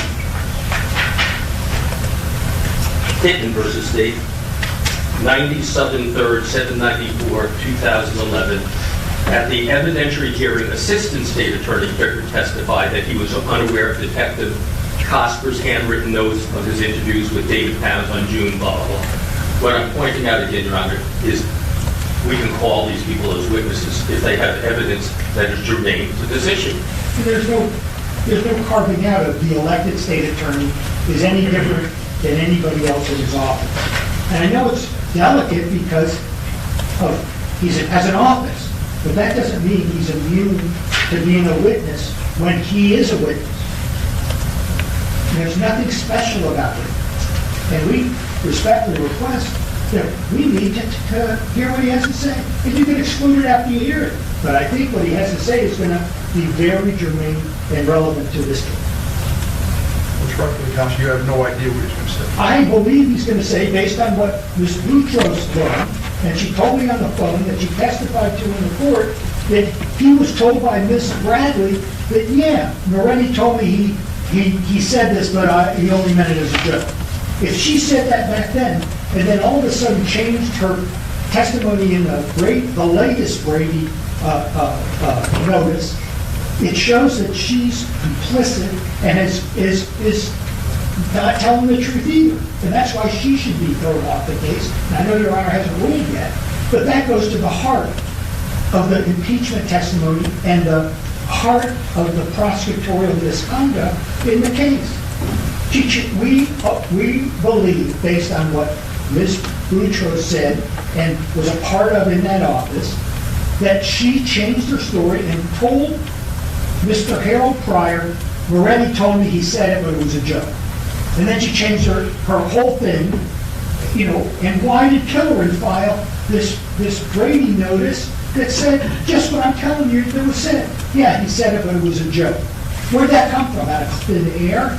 And then she filed something. I mistakenly said this to, I forgot the exact word, some ridiculous word of of I'm changing my testimony now, and Moretti never said it.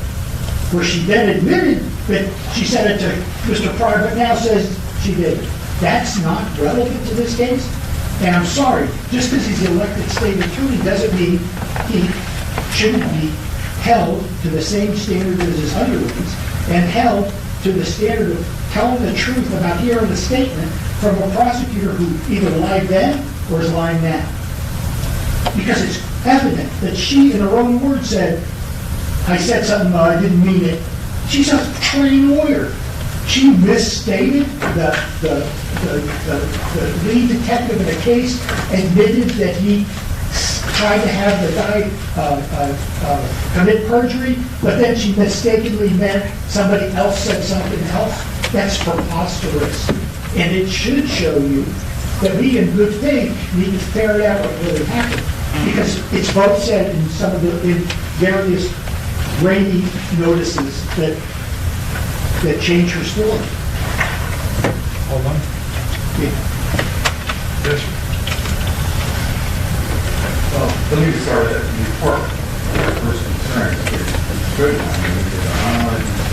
mean, state attorney, but it's case law dealing with the fact of an overreach from the judicial branch onto the executive branch. I need to do research on that. It's the process. You're right. There are issues sometimes with the overreach of the judiciary pulling into the executive branch. That said, the case they cited, it sounds to me as though that maybe it could have been a 3.85. I don't know, please, offhand that the gentleman was citing to the court, but it sounds as though the testimony in that case has been 3850. The issue is getting messed up because Brady, right? It's got to be material. And also, Mr. Pryor was not there when the alleged Brady statement was made. Ms. Polk was not there. Mr. Pilgrim was not there. They were not there. So you're saying, well, we're trying to bring these people up. What if they have nothing but hearsay? And then on top of that, look, if you take that hearsay and then the office has to, investigate or to make decisions on Brady, that's all, again, there we go back to the work trial. Because how are you going to determine materiality? You've got 100 lawyers in the room. Show this to them. 50 will say, oh, that's not Brady, and 50 will say that's Brady. Because there's not a great understanding of what materiality is and how you make a determination on Brady. So, Counsel, respectfully, when I hear something about evidence going to the credibility of a lead detective in a case, that to me is important, and that's material. Yeah, that may well be, but if you put a strict Brady standard, you have to look at the whole thing and determine whether or not there's a reasonable probability if that had been presented to the jury that it may have either caused an unfair trial or may have changed the verdict. And that's a lot. That's a lot of speculation. You might not like what you've heard, but presented to a jury, if it's even admissible, presented to a jury, well, they might take it into account, they might not. It's not like, okay, the Brady material was a video that showed that the defendant absolutely wasn't at that crime scene that night. Somebody else did it. But isn't that missing the point as to what a jury's going to do with the information? That the point is that the jury gets the information. That the jury, the defense gets the information. That they have a choice as to what they do with it if they think it's material based upon what it is. That they can present it to the jury, possibly. They can make a decision as to that. That's what Brady's all about. It's just we turn over what we have very liberal discovery rules in the state of Florida, and there's a federal case talks about turning over those types of evidence. And it's always been, as far as I know, that when credibility and impeachment are in question, that's covered under Brady. Those types of information, that type of evidence is covered. If you have something that shows a witness isn't telling the truth or something along those lines, that's Brady material, and that needs to be turned over. At least that's my understanding of it. Well, and my understanding is, you have to meet the materiality standard that's set forth in Brady. You wouldn't think that's There's a reasonable material? probability there would be a different, possibly the outcome that was achieved without it would be different than the outcome achieved with it.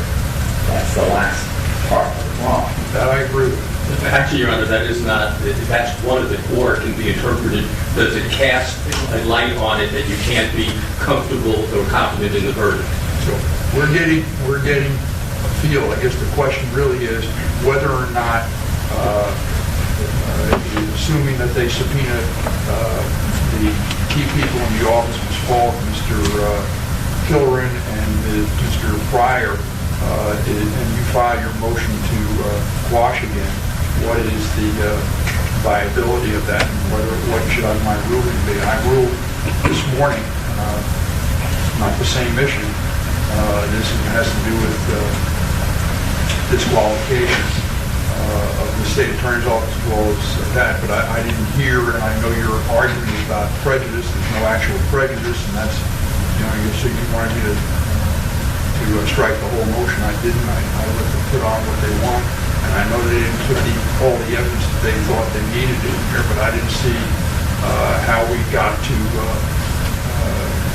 allow Mr. Pryor to testify at this point, because it's just an allegation. I haven't seen anything that said that Ms. Boutros or anyone else said that he orchestrated some type of cover-up or told somebody not to testify or don't do this. I didn't hear anything like that. And I heard testimony from Ms. Boutros, who is the main witness regarding this topic, as well as Ms. Bradley. So I don't know where this goes, respectfully. And so what I'd like you to do is to give me some type of short brief. You go ahead and subpoena your people for next Friday hearing. I'm going to tell them if they get subpoenas out, and then I'll hear the motion quash, let's say on Tuesday, but you get the briefs to me tomorrow, on Monday. Is that enough time for you to do something? Sure. Is that enough time for you? We're going to get the subpoenas out and go out on Monday, or we're going to still be in the same issue they're going to No, say. I'm telling you, I'm shorting the time. And if they get a service, they do it. Let's just get it done. I mean, this is not something, I'm not ruling on the motion of your proposed motion to quash the subpoena, but I understand it's coming.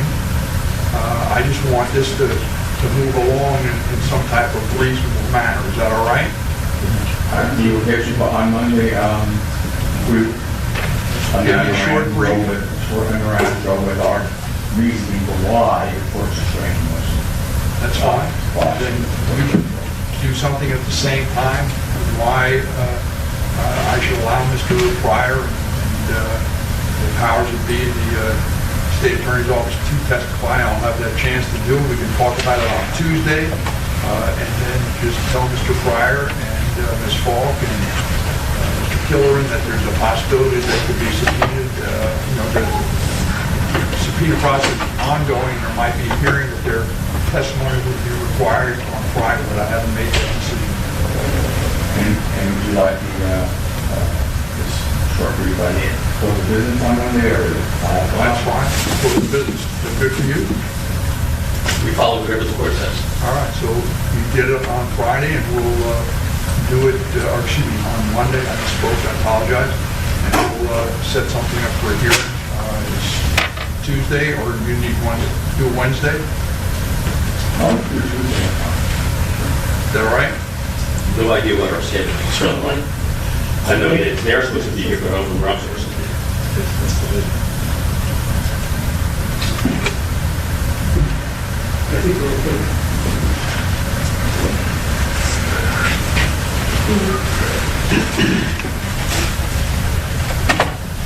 Well, I can be here Tuesday if we'd like. So that's as to this motion, that's the plan. And then what about some of these other motions? We have 13 motions to suppress. I know we have a couple of other motions. How are you going to handle those?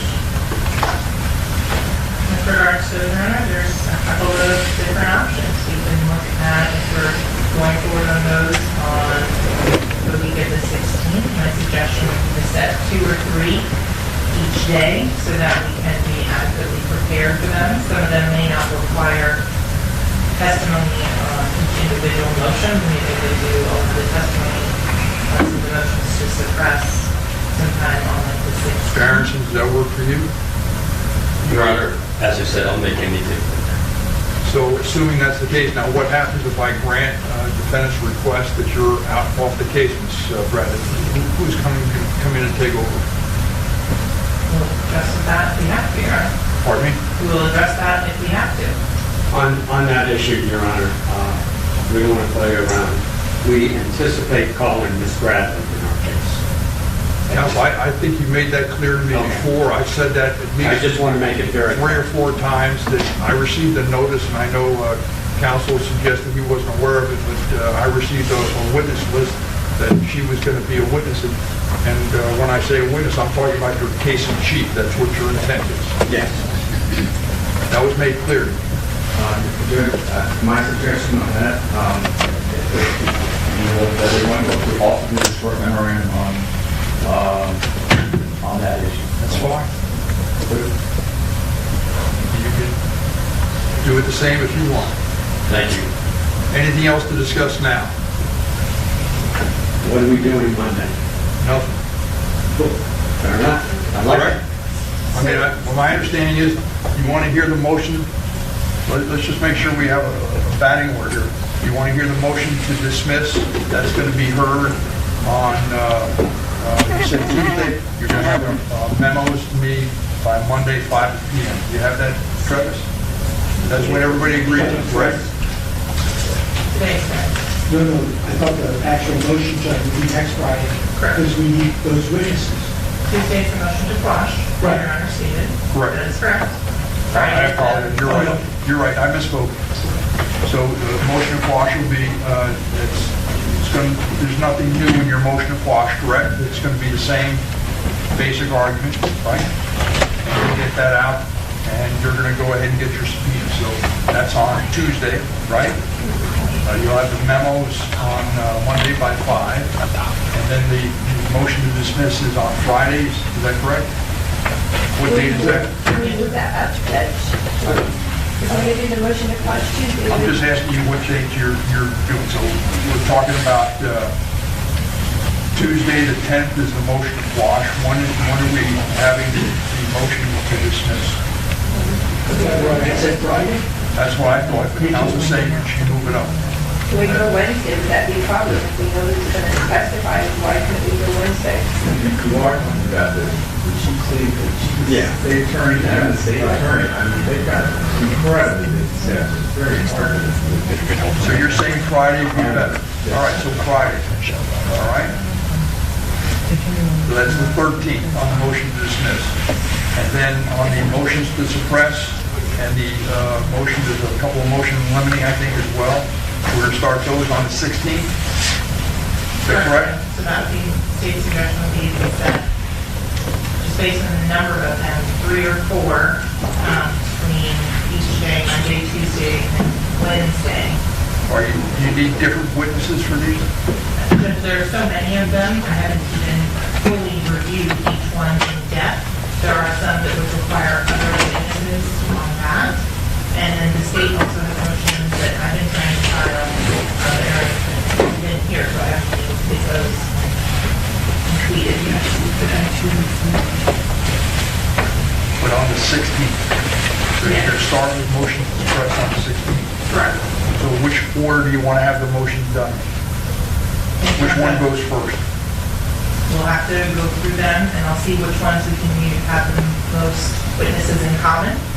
So we can go through that. I cannot have them with me, nor do I have my tablets. We have to pull them up individually. Judge, if Ms. Bradley would speak with me, not in court, but out of court, I would be happy to speak with her and try to arrange scheduling which motion should go at what time and which ones. Does this help you now? I have a list of the motions here, as well as my checklist as to what motions are pending that I understand it. If you can go through this, would that assist both of you now? Your Honor, I think we need to look at the substance of each motion, determine which witnesses, and if the state will need any additional witnesses. So the answer is no. You want to talk with counsel and then tell me? Yes. There's going to be, let's say, 3 motions a day? Is that fair? I think we need to do at least 4. And Your Honor, some of them will be easy to do more than 3 in a day, because some of them are just facial challenges, and to the affidavit, and some of the motions in limine are arguments, they're not even testimony. So I think we'll be able to get them done, but if Ms. Bradley How will many, talk with how many you. you suggest, you'll just agree on which ones you can get done in a day? And you'll do that? I'm happy to do that via email with Mr. Aronson, and it can respond in that way so that there's a record of it. Fair enough? Yeah, I like the old-fashioned way of talking to people, but okay. We'll do it by email. So, but I just need to get it done. I want everybody to I want to have a hearing set on these things. So you'll do that, arrange that, and then send out the notices of hearing. Yeah. Travis, can you give us a notice of hearing on the ones that we talked about today? The motion quash, when they're going to be due on the memo that they're going to do, the two memos, as well as the motion to dismiss. Just give dates for those, please. Yes, ma'am, I'm sorry. He has his motion to suppress. Which I sent over to Chambers yesterday, requesting these. I have a motion on the pedometer, which would be Detective Moretti, a motion on Google Maps, which would be Detective Moretti, and a motion regarding James, which would be Detective I don't have any issue with having whatever motions are set and filed that you want to have heard. Just that you coordinate the date and time, because there's several motions to get. Council suggested in excess of 25. I don't know how many there are. We just need to get them set and heard, and everything that's filed will get heard. All right? So you'll coordinate that. Mr. Harrison, if you're going to coordinate? I'm going to do my best. All right. Yes, ma'am. I I'm have sorry. one housekeeping issue. We were before the court on my motion to compel, at which time I asked, and the court granted my request to redepose Agent Collins. Ms. Bradley says that's never happened. Before I just submitted my order to the court, I just wanted to remind the court to make sure that was the court's ruling, so I can submit my order so we can redepose him. This has been an issue going back and forth with Ms. Bradley for about 3 weeks now, and all we're doing is wasting time. And I don't have the discovery I need, and I've now learned, and there's a motion coming later this afternoon, that the discovery that we have got has been tampered with. That I don't know about, but my understanding was that you had asked to take Brendan Collins' deposition again because you didn't have all the material the first time. That's my recollection, and I thought I approved that. Thank you. So, Your Honor, there was no written motion on that. There was just a motion to compel discovery. The motion for the redeposition was the DNA analyst, Kurt Rhodes, which was without objection from the state on that. So that was only one. Respectfully, I thought you didn't have an objection to Brendan Collins' deposition as well. That was my thought, but regardless, if she was taking, I don't mean to say she, Ms. Liberty was taking the deposition of Brendan Collins without having the information needed to conduct the deposition. That was the way it was what my understanding was, and that's why I indicated that counsel could go ahead and take that deposition over again, because it was something that was done. This was going on just before trial or in trial with more evidence. I forget exactly the particulars, but my recollection is I said yes based upon what I heard. Thank you, guys. I'll submit the order. The state's objection, that was not in writing, and her motion was not to compel a second deposition, but to compel additional material that is not in the possession of the state. And Mr. Benjamin had argued case law that you can't take the position that's not in possession of the state. If it's in the possession of your witness, you must turn it over. Respectfully, I don't remember all of that. Perhaps you'd get a copy of whatever that was in the transcript. My recollection is, though, they would ask for the deposition, and I approved it. I don't remember all the what precipitated immediately before that, but the final result was I thought I allowed it. But if I'm wrong and you say something, show me a transcript that says my memory of that's wrong. All right, you just order it. Otherwise, let him take the deposition, Mr. Collins, and whatever that material is that was needed to take his deposition that they didn't have, make sure is provided. Understood, Your Honor. All right. What else do you have, Ms. Bradley? In terms of, I need a couple of more USBs from defense counsel. It's my understanding that detectives have dropped off materials from the search warrant that was executed on Monday for pictures and things that were taken of that. So I need USB from counsel to make copies of that. This was afternoon at noon. I was notified by the crime lab that the production of all the DNA was available. It's a voluminous production, so I just need a USB to place on that. So I think that was 256 megabytes on that one. Who's coordinating that on behalf of the defense? So the DNA is going, so I'll bring you the USB for the DNA. How many do you need? And I'm not sure the material has been dropped off while I've been here in the courtroom, but I need one for all the information from the search warrant of Mr. Henry. I need one for the phone calls from the subject as well, and the probable cause of the search warrant for Mr. Henry. And then I have additional, that's 2, 3 for the information for the DNA. I would say 4 to be safe, just in case. Okay. Any issue? No problem, Judge. Other than that, that has nothing to do with this case. It's I have no idea. I'm not familiar with it.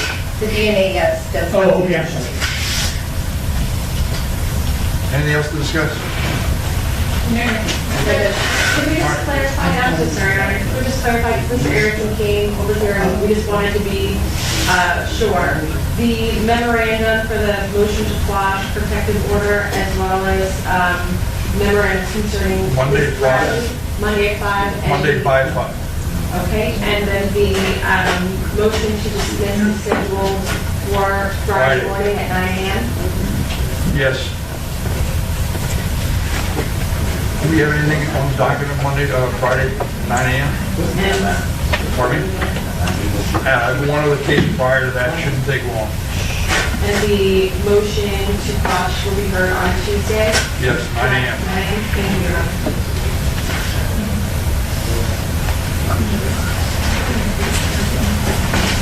Anything else?